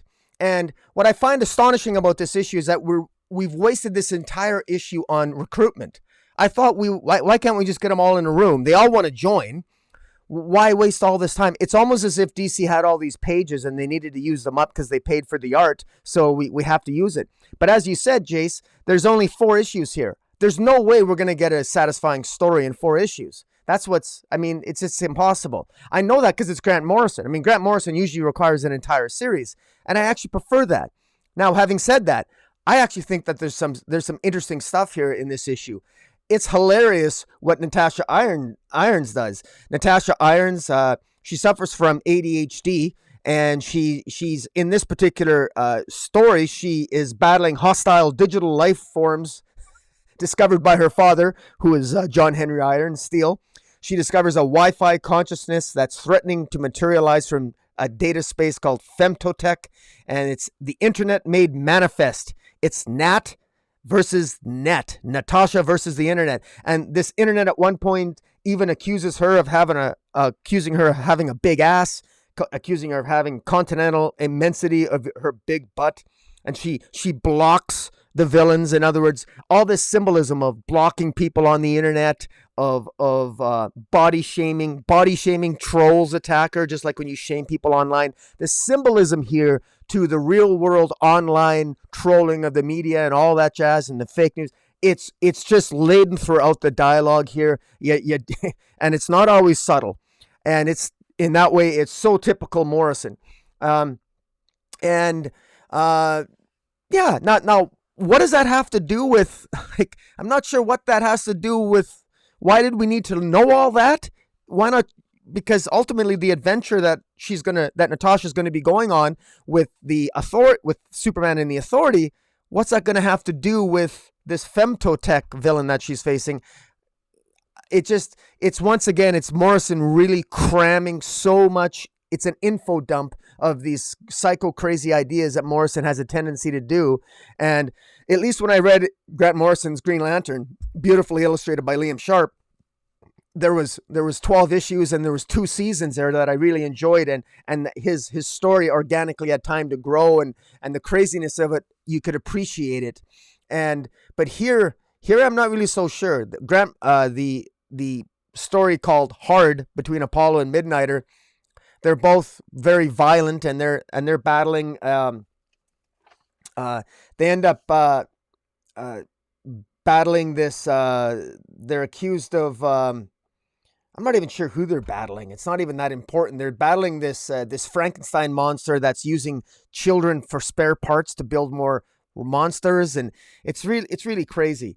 Apollo is upset. Apollo accuses Midnighter of cheating on him with Gregorio de la Vega. He says, "You cheated on me with that vampire choir boy," who, those of us, we reviewed that DC Pride issue. That's Extrano, who goes by the name of Gregorio de la Vega. So it's a nice callback there to that Pride issue we reviewed. But in any event, Manchester Black, thank God he brings in the humor here. He calls them the world's gayest, unapologetically. Then they go to recruit June Moon, the Enchantress, and just like literally pages are wasted on June Moon's, psychopathy. I mean, she's got 2 minds. She's insane. She's got the Enchantress side, and she's got the innocent June Moon side. And I think one of the best scenes is in the very end, because this is this feels like it goes on for quite a while, but finally at the end, I mean, we get Superman extending a hand to June Moon, because all of June Moon's adventures and fighting this demon that's in her head is it's all taken place in her mind. And Superman tells her, she says everything's my fault, and Superman tells her none of that matters. Take my hand. We're here to get you out. June, you're in hell. Don't worry, we're gonna get you out. And then next issue, it's advertised that Superman and the Authority are in hell. And I thought this story was going to be very, very, very different. And I thought that we were going to have this villain from space, and we had all these where are the villains here? Like we were teased a villain last time, which I believe I read was going to be Ultra Humanite. We got the shadow of the Ultra Humanite and these other villains. Where are they? We're not getting any of that here. And I got to say, I fear that a lot of people are going to read this issue in particular, and be completely turned off. I know Grant Morrison, so I'll stay in for the ride, but I think a lot of people are just going to give this a hard pass. Unfortunately. Sorry, your volume. Yeah, sorry. Yeah, it's not and it's not a big surprise because, again, I don't know why they chose to do a 4 issue. You know what I mean? Like, you hear Superman and the Authority gets people excited. You hear Grant Morrison, that gets people excited. I'm not one of them, and that's fine. I don't need to. DC isn't writing all their comics for me. I'm fine with them writing stuff that I know going in I'm not going to care for. And if I choose to pick it up, that's my choice. Just like Multiversity, right? People praise that. I read the half of the first issue and was like, nope, this is not for me, and I haven't read it, any of it, and I'm fine with that. But creating a Superman and the Authority book and then only giving it 4 issues just seems you're setting it up to fail, which I just don't understand. So anyway, on to Shazam #2 from writer Tim Sheridan. The art is by Clayton Henry, colors by Marcelo Maiello, letters by Rob Lee. I thought this was okay. I didn't think it was as successful as the first issue. Maybe because we didn't get as many character moments, but we did get a big chunk of story moving forward. I don't know that I'm the biggest fan of Tim Sheridan's voice for Billy Batson. He comes across as a little, I don't know, a little bit whiny, but maybe that's just a function of him not having his powers. I always thought the way that Jeff Johns wrote him, Billy was a little more kind of self-aware and came across as a little more intelligent. But again, maybe it's just the pressure of not having his powers. And we do finally learn a little bit more at the end about Dane, who apparently is the son of the Underlord. Does that mean he's the son of like the devil? I'm not exactly sure what that means. I'm not up on my DC demonology or whatnot, but interesting story. Like we said, it's definitely tying into that Sheridan verse that he's building, between the Future State Teen Titans, the Future State Shazam, Teen Titans Academy, and now this Shazam series. The art by Clayton Henry is fantastic. Colors are especially good. A lot of oranges and reds and whatnot because, yeah, you're in hell basically. So Marcelo Maiello is a colorist I've been a big fan of for a long time. So no surprise that his coloring is top notch. So I'll say this issue was good, not great, but I reserve my judgment to revise that grade once I've read the whole series. 2 issues to go. And I will also say that unlike the series we were just talking about, issue 2 of Superman and the Authority, where we feel like it's been in 2 issues and the story is, crawling along at a snail's pace. We've got 2 issues of Shazam. Tim Sheridan has given us a big chunk of story. A lot has happened. We've been introduced to new characters, new motivation. Billy Batson is moving along in his quest to fix whatever's wrong with his powers and find out why the Rock of Eternity is down in hell, for lack of a better word. So it's so different, right? When you compare the two straight up. And I understand that they're not the same writers or not the same characters, but I'm just talking about in terms of 2 issues of Superman and the Authority, 2 issues of Shazam. One feels like a huge amount of story. One feels like we've barely scratched the surface. So different in terms of feel. So overall, like I said, good, not great, but potential there to possibly be even better than like first impressions on Shazam #2, based on the overall strength of the series. So, yeah. What do you think, Rock? I thought this was decent. I was a little surprised by it. It took me off guard. I really wasn't expecting hell to look like Las Vegas. I mean, 'cause that's what it was. I mean, they end up in the underworld, and it looks like Las Vegas, and they end up dealing with a corrupt, corrupt gambling casino manager by the name of Sulubak, and Billy Batson ends up befriending the daughter of this corrupt Sulubak, this demon who is a casino owner, and Dane himself gambles and he cheats, and he cheats at the craps table. And he uses magic because your magic isn't allowed. Apparently, a lot of people have magical powers in hell, but you're not allowed to use magic to cheat when you gamble in a casino in hell. So shame on Dane, and they got caught, and it's it was very like movie like, and then of course they're interrogating. Sulubak is interrogating uh, Dane and Billy Batson, and Billy Batson tries to, he asks him, "What's your name?" And he says, "Shazam." And it was going to be this great moment. "What's my name?" It's Shazam. And of course, nothing happens per Billy. So it's kind of funny in a way. And he's so frustrated. Why aren't I changing? And because he's got no control over his powers. And just to remind people, the reason why they're in the underworld to begin with is that they're looking for the Rock of Eternity. Billy Batson found out from Dr. Fate that the Rock of Eternity is somewhere in the underworld, and Billy Batson has lost communication with the wizard, who's granted him his powers, and his powers keep fluctuating. Sometimes he gets hit with lightning when he says Shazam, sometimes he doesn't. Then when he Shazam, sometimes his powers work, sometimes they don't. So it's very frustrating. So he's looking for the Rock of Eternity. That's why they're in the underworld, and they end up ultimately being chased by Sulubak, this casino manager, and Amarina, the casino manager's daughter, hides him. And there's some sparks there. She's an attractive alien, and she thinks Billy is handsome. And ultimately, Billy discovers that the Rock of Eternity is indeed there.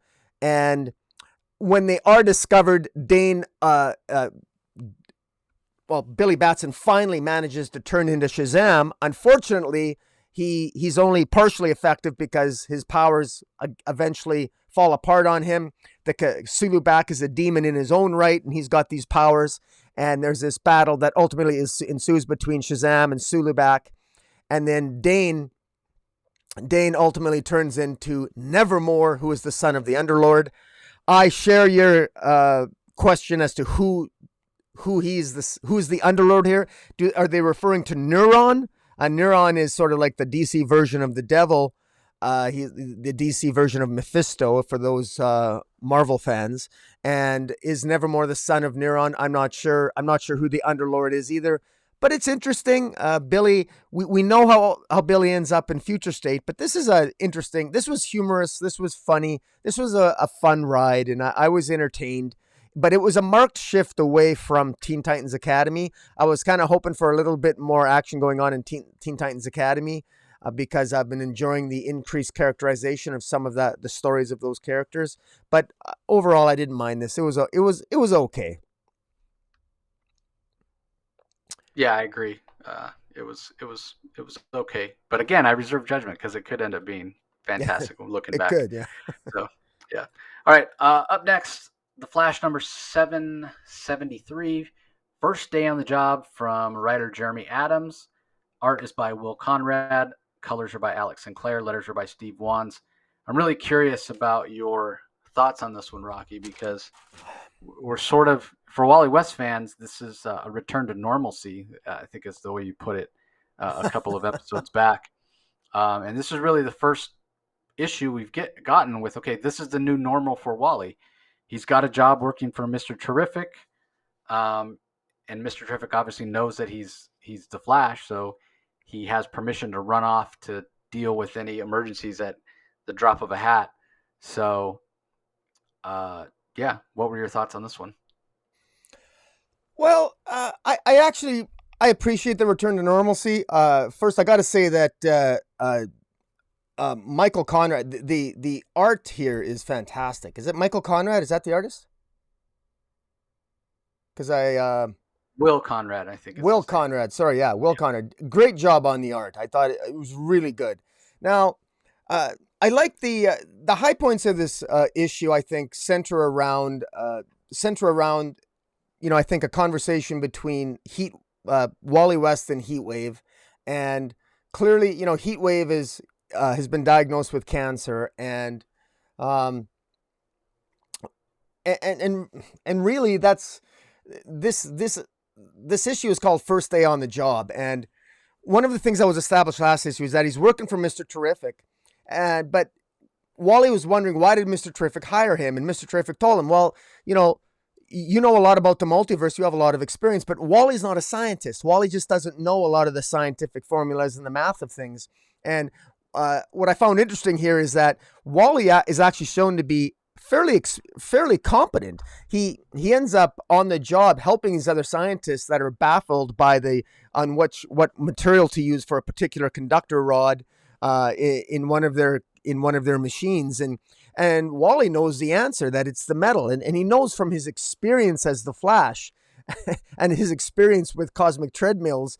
And he actually has something useful to say. And he's actually just as competent as the rest of the scientists are, who spend hours trying to figure out that all they need to do is change the metal from copper to aluminum, apparently. But in any event,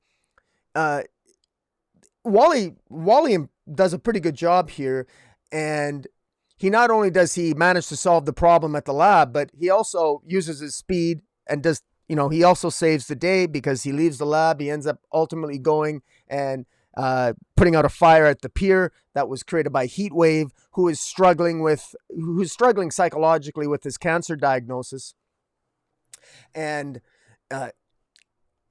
ultimately he talks Heatwave down.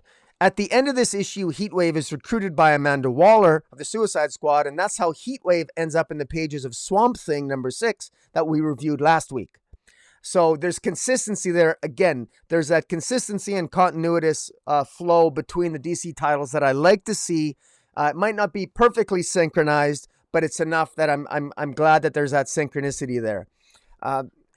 One scene that Jessica Cruz out of nowhere shows up as a Sinestro Corps member here, out of the blue on only a 1-page. And this, I don't even know where this came from. All of a sudden, it shows Jessica Cruz who became a Sinestro. There's an editor's note that says she became a Sinestro Corps member in the Green Lantern Annual 2021, which I'm sure we reviewed. For the life of me, I can't remember. I was going to ask you. If you remembered, because I saw that note and I thought the same thing. Well, okay, we covered that. Why don't I remember? And I meant to look it up, but when I read this, it was pretty late at night. I was going to get out of bed, and I forgot to look today. I was busy at work all day. And then we started talking about it. I'm like, I got to remember to ask Rocky. Hopefully he remembers. Well, no, I actually do. I did know that she was a member of the Sinestro Corps now. Yeah. I just couldn't remember exactly where I first read it, and I must have been there. But, I mean, hey, man, look, I'm sipping water now, but sometimes I sip Crown when I read comics, and I always regret it. But I'm not going to stop. In any event, something broke through.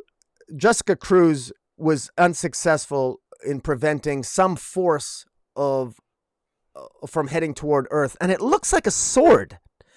On the bottom of the page, like on the bottom panel, it looks like, unless it was just that's the way the art is. I'm not sure, but there's some sort of force that's heading toward Earth. Sector 2814. Why is this in a Flash comic? I don't know, but clearly, I'm sure it's linked to something that Wally is probably doing with the scientists in studying the multiverse. And with the lab, with Mr. Terrific's lab there. And so I'm not really sure exactly how that's... We're going to have to wait for future issues to see exactly what happened. Maybe it's a sword from Tom King's Dark Knights of Steel universe. You mean Tom Taylor's? Tom Taylor, yeah, I will say Tom King. Yeah, Tom Taylor. Tom King? Even I get him confused all the time. Yeah. Yeah. But I guess we'll find out. I mean, clearly when you're talking multiverse, when you're talking time travel, when you're talking traveling between different multiverses of the DC universe, Wally West and Barry Allen are always going to be a part of that. Yeah. Based on their power sets. I think that Jeremy Adams, I think the reason why there was so much of this issue was based on a conversation, character moments between Heatwave and Wally West. And I think the reason for that was, if anybody can relate to what Heatwave is experiencing, it's Wally. And because Wally, Wally went through quite the ringer with Heroes in Crisis, and of course the Flash Annual, which I know you remember because you and I talked about that. Oh, yeah. But in any event, I thought it was a nice character moment. I am quick to add that for all the potential redemption that Heatwave experiences by the end of this issue, it's all thrown out the window when your favorite character Amanda Waller comes along and recruits him for the Suicide Squad. Yeah. Yeah, And well, then I mean, we'd already that was what was sort of confusing to me. I mean, we already saw Heatwave in the pages of Swamp Thing, yeah. so I was like, wait, how is he? Yeah, Well, not only that, when he was in the pages of the Swamp Thing, he was a real a-hole. Like he could have. His first instinct was to burn Swamp Thing. He wasn't like he. So all this realizing that he's done wrong, he's close to death and all this other stuff, and he's dying of cancer. He For him to be so brutal and lethal against the Swamp Thing, I think it's a little bit maybe out of character, but maybe he's just so pissed off at Amanda Waller that that's why he reacted. He reacted as he did in burning Swamp Thing. The moment he saw him, he sought to burn Swamp Thing as opposed to try to just capture him. But in any event, it's this was okay. My overall my general feeling with this is this was definitely a feel good issue. This is what I wanted, and I can't speak for other Wally West fans, but this is what we needed. This is what, frankly, and with Joshua Williamson, his entire Flash run, Joshua Williamson could never, ever just take the time to just tell one story where it's just character based and just, it doesn't have to be all action. It can just be a good character moments where you're getting to know the characters. Here, you got the family, you got Wally, Linda, the kids, some humor. I love this. So I like this. Is it the best Flash issue ever? No, but this is the type of Flash comic that I think right now, coming out of the redemption, I'll say in quotes, of the Flash annual, I think this is what we need. So you don't feel the same way, or you have mixed feelings about it, or what? No, I mean, again, it's not that Wally West is not my Flash. Necessarily feel like I have a Flash.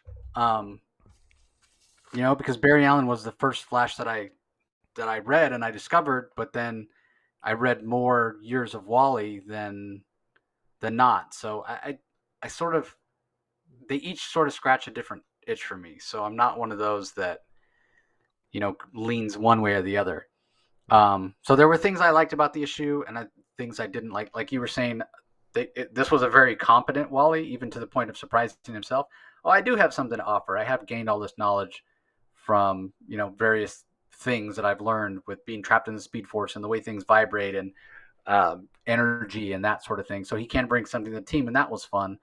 But the part that I didn't like was, and I get where Jeremy Adams was trying to go, and you're right in that Wally West is probably the perfect person to try to talk Heatwave down off the ledge because he can relate. But I don't know, it felt a little heavy-handed. I felt like I was getting hit over the head with this emotion that was supposed to be poignant moments of Heatwave, obviously distraught over the fact that he's going to die of cancer. And it just, I don't know, it felt forced to me. So that was the part where the issue kind of fell down. But more bad than good, I would say. Definitely love the moments with Wally and his family and his kids and the humor that Jeremy Adams brings. So, yeah, I thought overall it was a solid issue, but it was a little inconsistent for me. And as far as the Jessica Cruz, we have a very good reason for not remembering Green Lantern Annual from 2021. Hasn't come out yet. Thank you.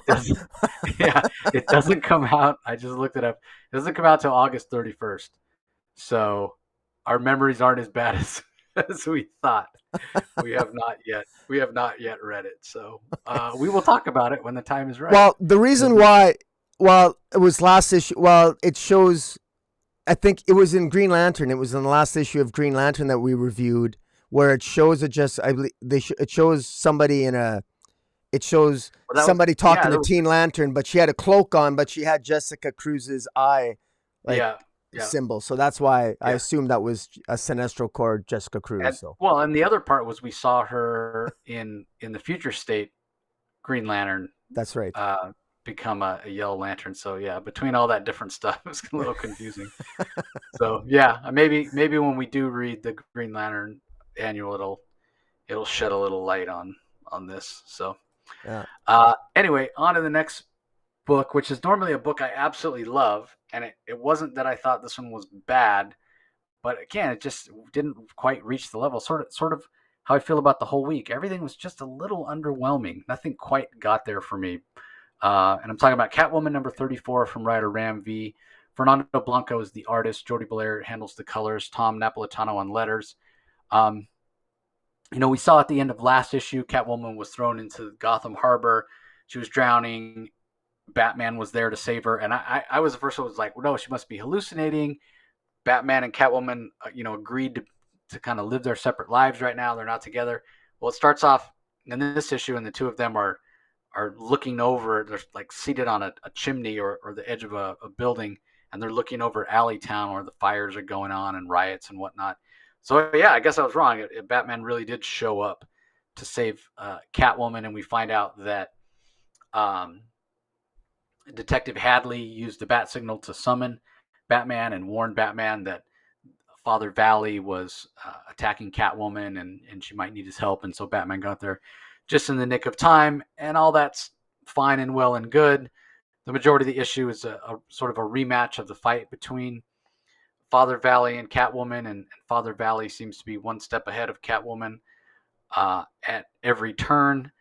Um, and it sort of gets back to what I haven't liked about Father Valley as a character and why the story isn't working as well for me as it probably could.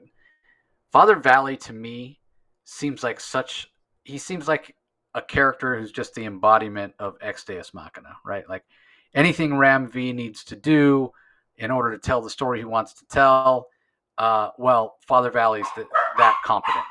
Father Valley can pull that off. Father Valley's that much ahead of Catwoman. It doesn't feel realistic to me. Catwoman is better than that. And ultimately, that's probably what's going to happen. Father Valley's overconfidence will probably be his downfall. But I don't know. I just, again, it goes back to I'm not a fan of Father Valley. Haven't been from the beginning. I've said all along. And so this is a Father Valley story, more so than it's a Catwoman story, even. So it's not a big surprise that this one didn't really hit for me. And I also felt like this wasn't Fernando Blanco's best work in terms of art on the series. A lot of times it has that cinematic Michael Mann feel, and it does at times. Certainly on the last page, it does. But there's other times, particularly the scenes early on with Batman and Catwoman on the roof, where it just didn't land for me. It felt, I don't know, it felt very, it lacked any sense of movement. They felt like very static images. And the transitions from panel to panel, we're talking about actual storytelling, just didn't land for me. So I felt like this was one of my least favorite issues of Catwoman so far that Ram V and Fernando Blanco have done. That being said, it's still an above average comic. I'm still completely invested. I'm not jumping off by any stretch of the imagination. There's enough here, even with Father Valley choosing to target Selena's sister. Um, what happens with Detective Hadley at the end, which is, could be tragic and it's so interesting to me based on the fact that here's this guy who appears to have romantic feelings for Catwoman, but yet goes to Batman to say, like, he loves her so much that he goes to Batman. Like it's that saying, right? That classic cliche: if you love something, set it free. Like he's risking any chance he might have with Batwoman by pushing him back toward the man that she almost married, because he loves her that much. He wants to make sure she survives. All that stuff is interesting and intriguing to me that Ram V is doing, but I don't know. I guess it all just comes back to I'm just not a fan of this Father Valley character, and he's so prominent in this issue that it didn't really speak to me. I'm also sort of curious how does what's happening here lead into the fear state, because that's what we get in the next issue of Catwoman. I hope that this crazy fear state event, and we talked about it last episode. If you're curious about our thoughts about God, why would anybody live in Gotham City? People reached out on Twitter this week. They're like, "You're right. Like, why would anybody live in Gotham City at this point?" But anyway, I hope that fear state event doesn't disrupt too much of what Ram V and his co-creators are doing here, because this is still a very, very good title, despite the fact that for me this was a little bit of a down issue. But I think I'm right in that you're a big fan of the Father Valley character, Rocky. So you probably dug this a lot. Well, I've defended Father Valley. I thought that the build-up of the Father Valley character was very well handled, the build-up of it. However, this payoff for him, first of all, I want to say that I love this issue. Now, and I think that Father Valley was just a villain in this issue. I don't think that the motivations for Father Valley to be obsessed with Catwoman makes sense. Between the annual, the annual did not do a good enough job justifying Father Valley's obsession with Selina. This issue I still don't buy it. He accuses Selina here of being a narcissist, and he gives biblical quotes, but why his obsession with Selina? Father Valley accepted a hit. He's a hitman. The Penguin paid Father Valley to take Selina out. So, but he's more obsessed. This is more than just a job to him. He's clearly obsessed with Selina, and I'm not really sure why. I think Ram V didn't quite nail the landing in showing what Father Valley's true actual motivations were. Why the obsession with Selina? It would seem to me he should be far more obsessed with taking out the Order of St. Dumas than he should be just all of a sudden Selina Kyle in charge of Alleytown in a random city in Gotham City. But in any event, that doesn't actually bother me so much, because this issue is I think this is well written. This is a good written story.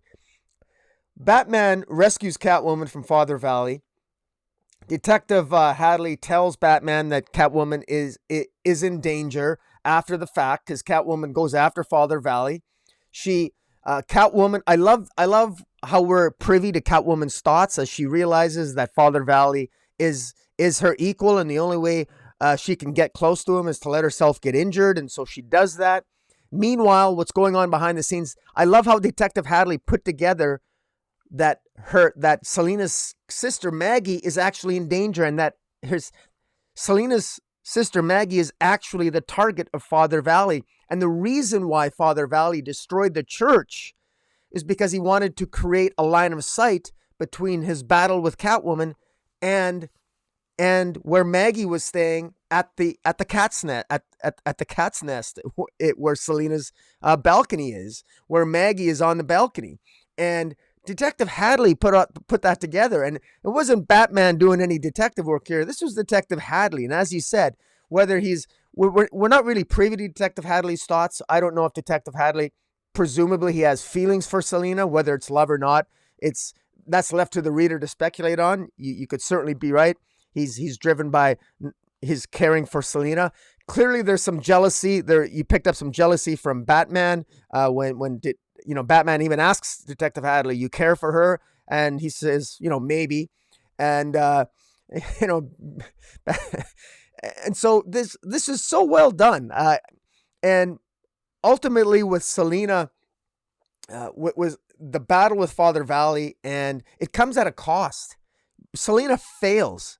Selina would not have saved her sister Maggie. And that's one of the themes that's ran through the entire narrative, is that Detective Hadley, in past issues, it's been said through the narration and the exposition that Selina has said that all those close to Selina ultimately end up getting hurt. And Father Valley wanted to reinforce that fact. Father Valley even stabbed one of the other strays in earlier issues and left him to die in an alley. And now his final coup de grace was going to be killing Selina's sister. And he would have succeeded but for Detective Hadley's sacrifice in anticipating and knowing what the target was, and jumping in front of the bullet and ultimately saving Maggie's life. And at the end of this issue, Father Valley escapes, and I thought it was very well done. As far as how does this tie into Future State, I think I have a theory. I think it's going to tie into Future State. I think it's going to tie into Future State well, because I think what's going to be happening after here is ultimately Bruce Wayne is going to be taken out, and then ultimately kidnapped, and that's going to lead into the issues where future state issues where Selina and the Strays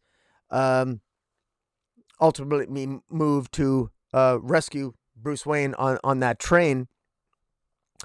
In any event, while we're on the subject of Future State, I should say that Future State is a little bit of a mess because some of Future State takes place 5 years from now, some of it takes place 10 years from now. It's kind of messy, so I don't really care. I enjoy this story for what it is. I love Future State, those Future State Catwoman stories. We reviewed them. They were one of the best there is. Fernando Blanco's art here, it was hit and miss. Most of the pages here I quite enjoyed. There were some pages that I think were just amazing.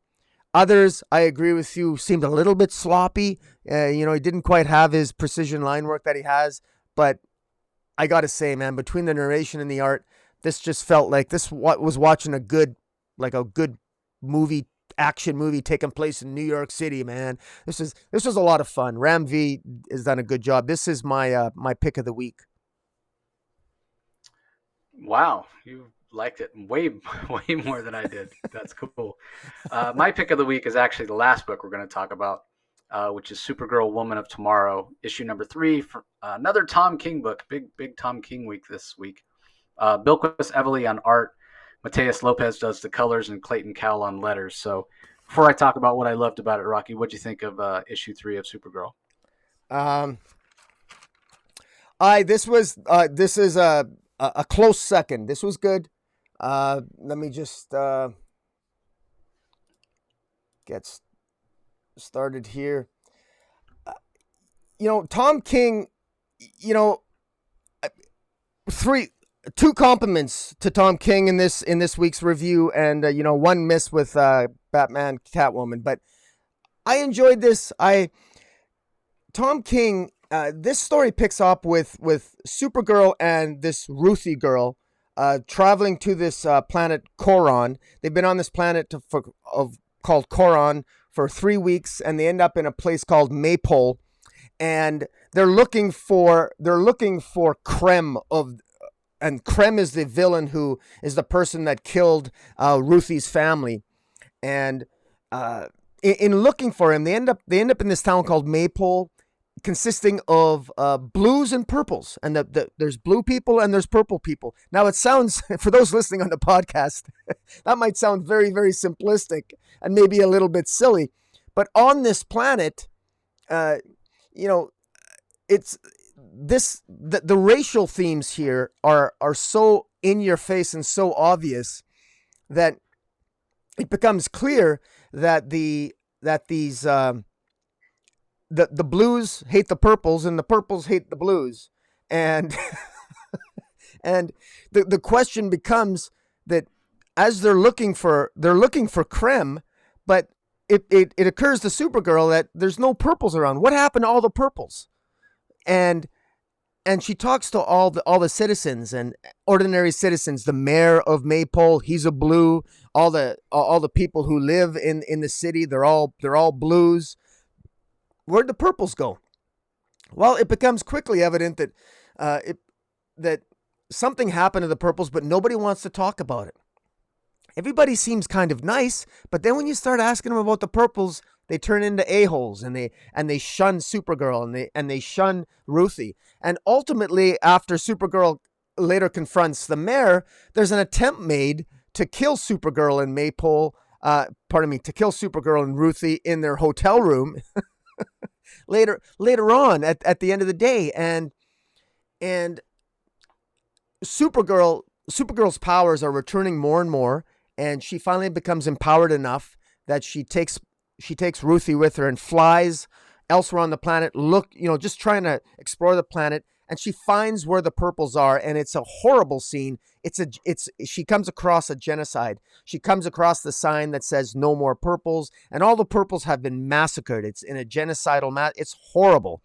And she soon discovers that ultimately this Krem character who they're looking for ended up on the planet at the same time that this traveling vagabond group of galactic terrorists called the Barbond Brigand. They were also on the planet, and they like to randomly kill people and do what they want. And this Krem character, befriended them and convinced them to, make a deal. And they made a deal with the Blues, and the Blues, in order to save themselves, sacrificed the purples and said, if you really need to kill something, kill all the purples. And that's what they did. And I'm not doing this story justice. The way it's narrated, Tom King does a really good job here. I think this story has resonance. It's poignant. It's powerful. It the inherent racism here, and the hatred of that the purples have toward the purples. It's not obvious. They on the surface they seem like nice people, but then clearly the indifference that they feel toward the purples, and the purples they're all dead now. An entire race has been wiped from existence because of indifference and hatred. And Supergirl and Ruthie encounter this full bore. And one of the most I think one of the most powerful phrases in the entire story that I got out of it is that near the end, Ruthie narrates that just as every man has two faces, so does every place. And that just basically encapsulates the issue in my mind so well, that yes, not only do we all have two faces, we can be nice one moment and yet we can be racist bastards the next. But in this case, the entire city of Maypole seem to be toxic, filled with toxic people that on the surface seem to get along with each other, and they welcome all off-worlds. If you're an off-worlder and you go to Maypole, that's okay. You're a blue. You can stay at a hotel. But as long as you're not a purple, and then that's okay. But very powerful, very powerful. This could be a standalone issue. You actually don't need to read issues 1 and 2 to appreciate this. This could be a standalone issue in and of itself. I can't give Tom King higher compliments. This is, again, I can't believe good Lord, I'm going to turn into a Tom King apologist if I don't watch myself. But I'm, I don't know. What did you think of it, Jace? You obviously liked it too? Yeah, I loved it. And you made a point right there at the end that I was going to make as well, in terms of it being able to be a standalone issue. And I was going to go a little further with it. When we talk about the story that Tom King is crafting here, along with Bilquis Evely, who's doing an incredible job. The art is so spectacular, so detailed at times, so simple at times, especially the emotion she brings to faces, and alien faces that don't necessarily have features that we're used to, and she still is able to convey so much emotion and body language. It's really done quite well. And Thomas has given her a lot of credit on social media and Twitter, and rightfully so, where he just says, draw space bus, and then he, literally that's what was in the script, draw space bus, and she draws this incredible Yeah. looking bus where he says, draw Supergirl and Ruthie in front of a door, and she will just draw this most intricate looking cathedral type door with all this detail, and it elevates the story. But the story they're crafting on the surface, Supergirl meets a young girl that she relates to, in terms of the girl having lost somebody that she cares about. Supergirl lost the people she cared about on Krypton. The girl wants revenge. Supergirl takes it upon herself to help her. That's a 4-issue series. It could be maybe even a 3-issue. You could tell that story. But what Bilquis and Tom are doing is they're taking that idea and they're expanding it so much through the narrative of allowing Ruthie to tell the story, and we know that Ruthie's telling the story looking back, right, through context and vocabulary and whatnot. We've been able to tell that Ruthie is looking back on this journey, on this portion of her life where she journeyed with Supergirl, trying to get revenge for her father, and expanding the story out to be able to tell, like you said, what could theoretically be a standalone issue of a Supergirl comic, but which is adding context, right? So when it comes down to the conclusion and the climax of the story that we're going to get with Kim of the Yellow Hills, that it's going to land that much more emotionally and and with more impact because of the lessons that we've seen Ruthie learn along the way. Lessons that Supergirl herself had to learn the hard way. And Supergirl clearly cares about this little girl Ruthie and is sort of shepherding her and protecting her in a way, but also educating her, bringing her wisdom. And it's really shown in this issue when Supergirl knows that something happened with the purples, as they're called, like Rocky said, but she doesn't come right out and tell Ruthie, "Hey, here's my suspicions," right? She just says, "Climb on my back," and she goes flying around looking. And Ruthie even comments on it, how she's circled the planet and clearly was looking for something and was determined. And I knew there was something to this, but Supergirl doesn't take the time to explain it to her because Supergirl knows that no matter what she says, there's no words that could be adequate for the horror that she suspects happened, right? And so, in a way, it's bringing knowledge and showing Ruthie that, hey, this is kind of the bad side of things, if you will, and I'm educating you, but I'm not beating you over the head with it.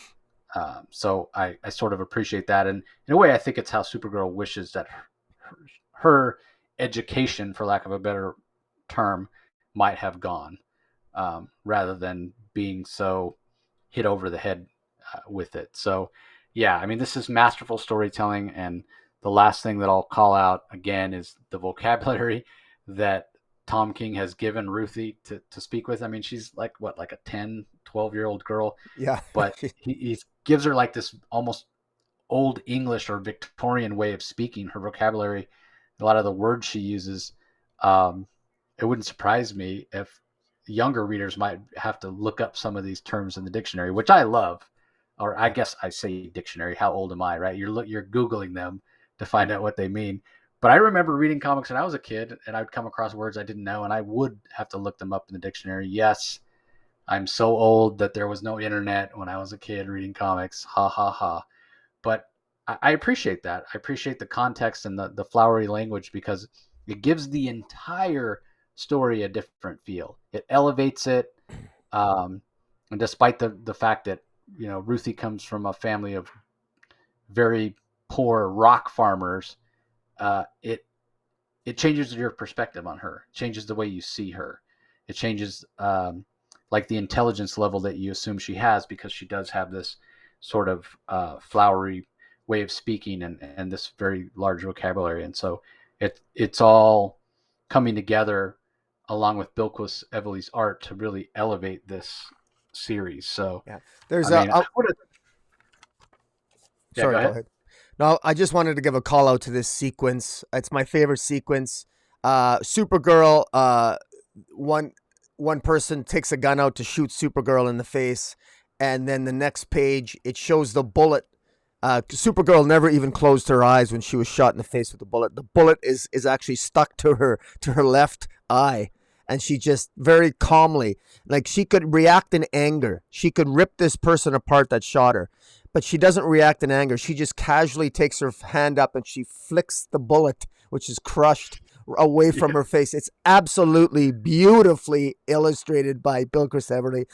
The best, my personal favorite sequence in the entire comic. And this look of abject shock and almost stunned quasi-terror on the part of this person that shot her, can't believe it. And she's so calm, and she's staring at a person that stood back and displayed indifference to the genocidal extermination of an entire group of people. And the way that, we all talk about, let me tell you something, we talk about how angry Supergirl has been. And that's been a theme in how Supergirl's been written in the past. But this is the composure that Kara keeps through all of this.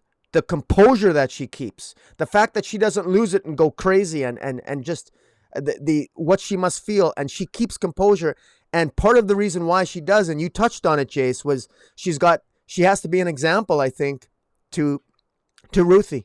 She doesn't let Ruthie know exactly what happened, even though Ruthie probably put it together.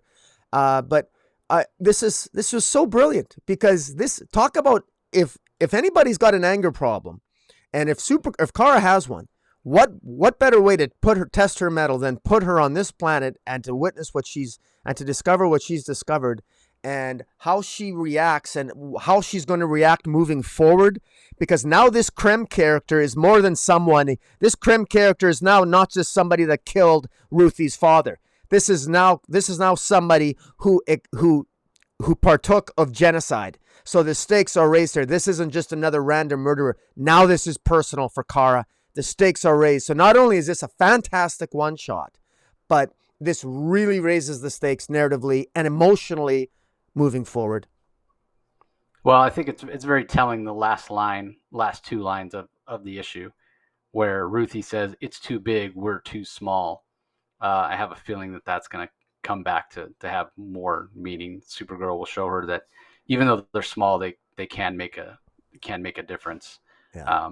And again, I like all the elements of the creative team, from Tom King's pacing and kind of art direction, and the vocabulary, like I mentioned, that he's giving Ruthie, to the line work from Evely, and the colors by Mateus Lopez, which we haven't mentioned that much. Everything does have a bit of a muted feel, and the colors aren't real primary colors. They're it's more of a kind of a muted palette, which gives it a little bit more like a almost like a fantasy sort of feel, which, because this isn't a traditional, despite the fact it's a Supergirl story, this isn't what I would consider a traditional superhero story. So I don't think that traditional primary colors, which I typically enjoy on a Superman or Supergirl comic because they are prototypical superheroes, I don't think they'd work as well as the palette that Mateus Lopez is using. And then I'll even call out the lettering from Clayton Cowles, and the fact that we're getting these interesting shaped dialogue boxes from Ruthie as she's narrating it, where they almost look like they're little notes torn out of a journal, because it's very much the feel that we're getting in the narration, that Ruthie is could be writing this down in a journal, or transcribing it to someone.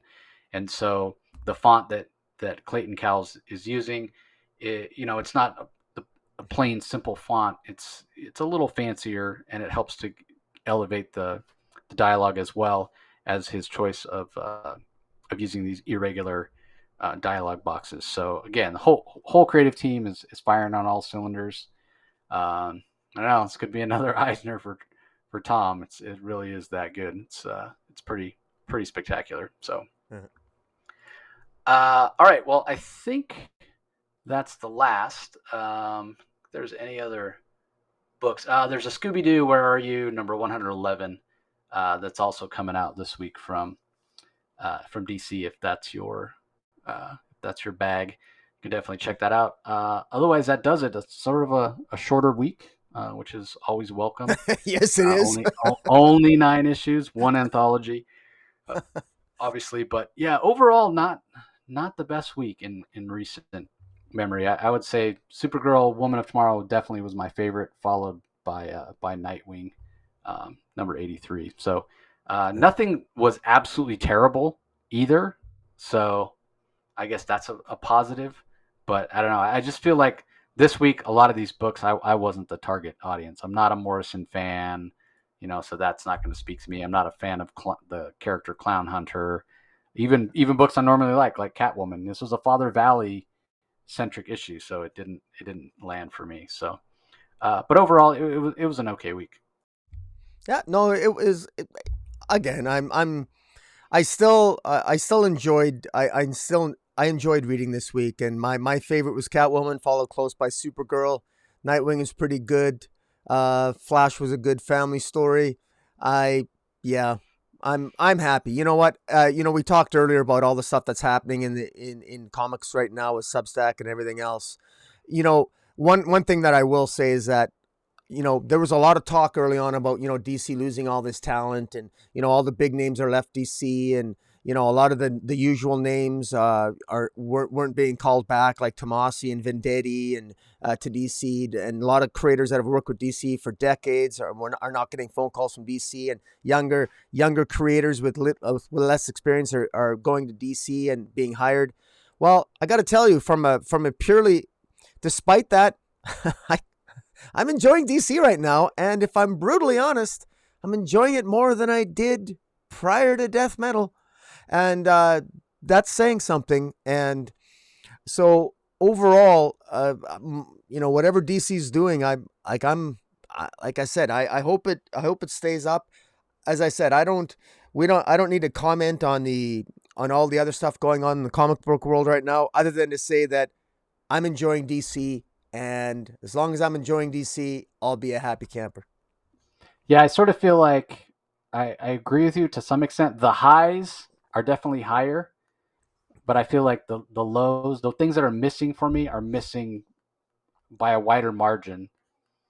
So the worst stuff is worse than it was pre death metal. But I mean, if I were to rate something a 1 or a 2, is that much different than giving it a 3 or 4? Bad is bad, you know. But I mean, but overall, I think yeah, the quality is much higher, and I just feel like they're taking more chances, and that taking chances leads to good things creatively. So I think that's going to do it. I don't have anything to shout out for this week. Things are just too much up in the air, and we're recording this a little bit early because Rocky's going to be out of town and I'm going to be out of town. So, do you have anything that you want to shout out before we Uh, sign off? no, I'm preparing for a holiday here, so I'm not going to give anything a shout out yet. If I happen to put something out, it'll be a surprise, and you know. So if not, well, I'll see you guys all next week. Yep. And be sure, everybody, if you're just listening on the podcast, you head over to YouTube to the Comic Boom channel. Subscribe so you know when Rocky does put up new stuff. Ring that notification bell so you're notified, and also give this episode a like. Conversely, if you're watching on YouTube and you don't always have time to sit here and watch our beautiful faces, you can always subscribe to the podcast. You can listen in your car, on the subway, or what have you. Just do a search for the Comic Source on any podcast platform or on the podcast app from your smart device. So as always, Rocky and I appreciate your support and for joining us, and we'll talk to you next time. See ya.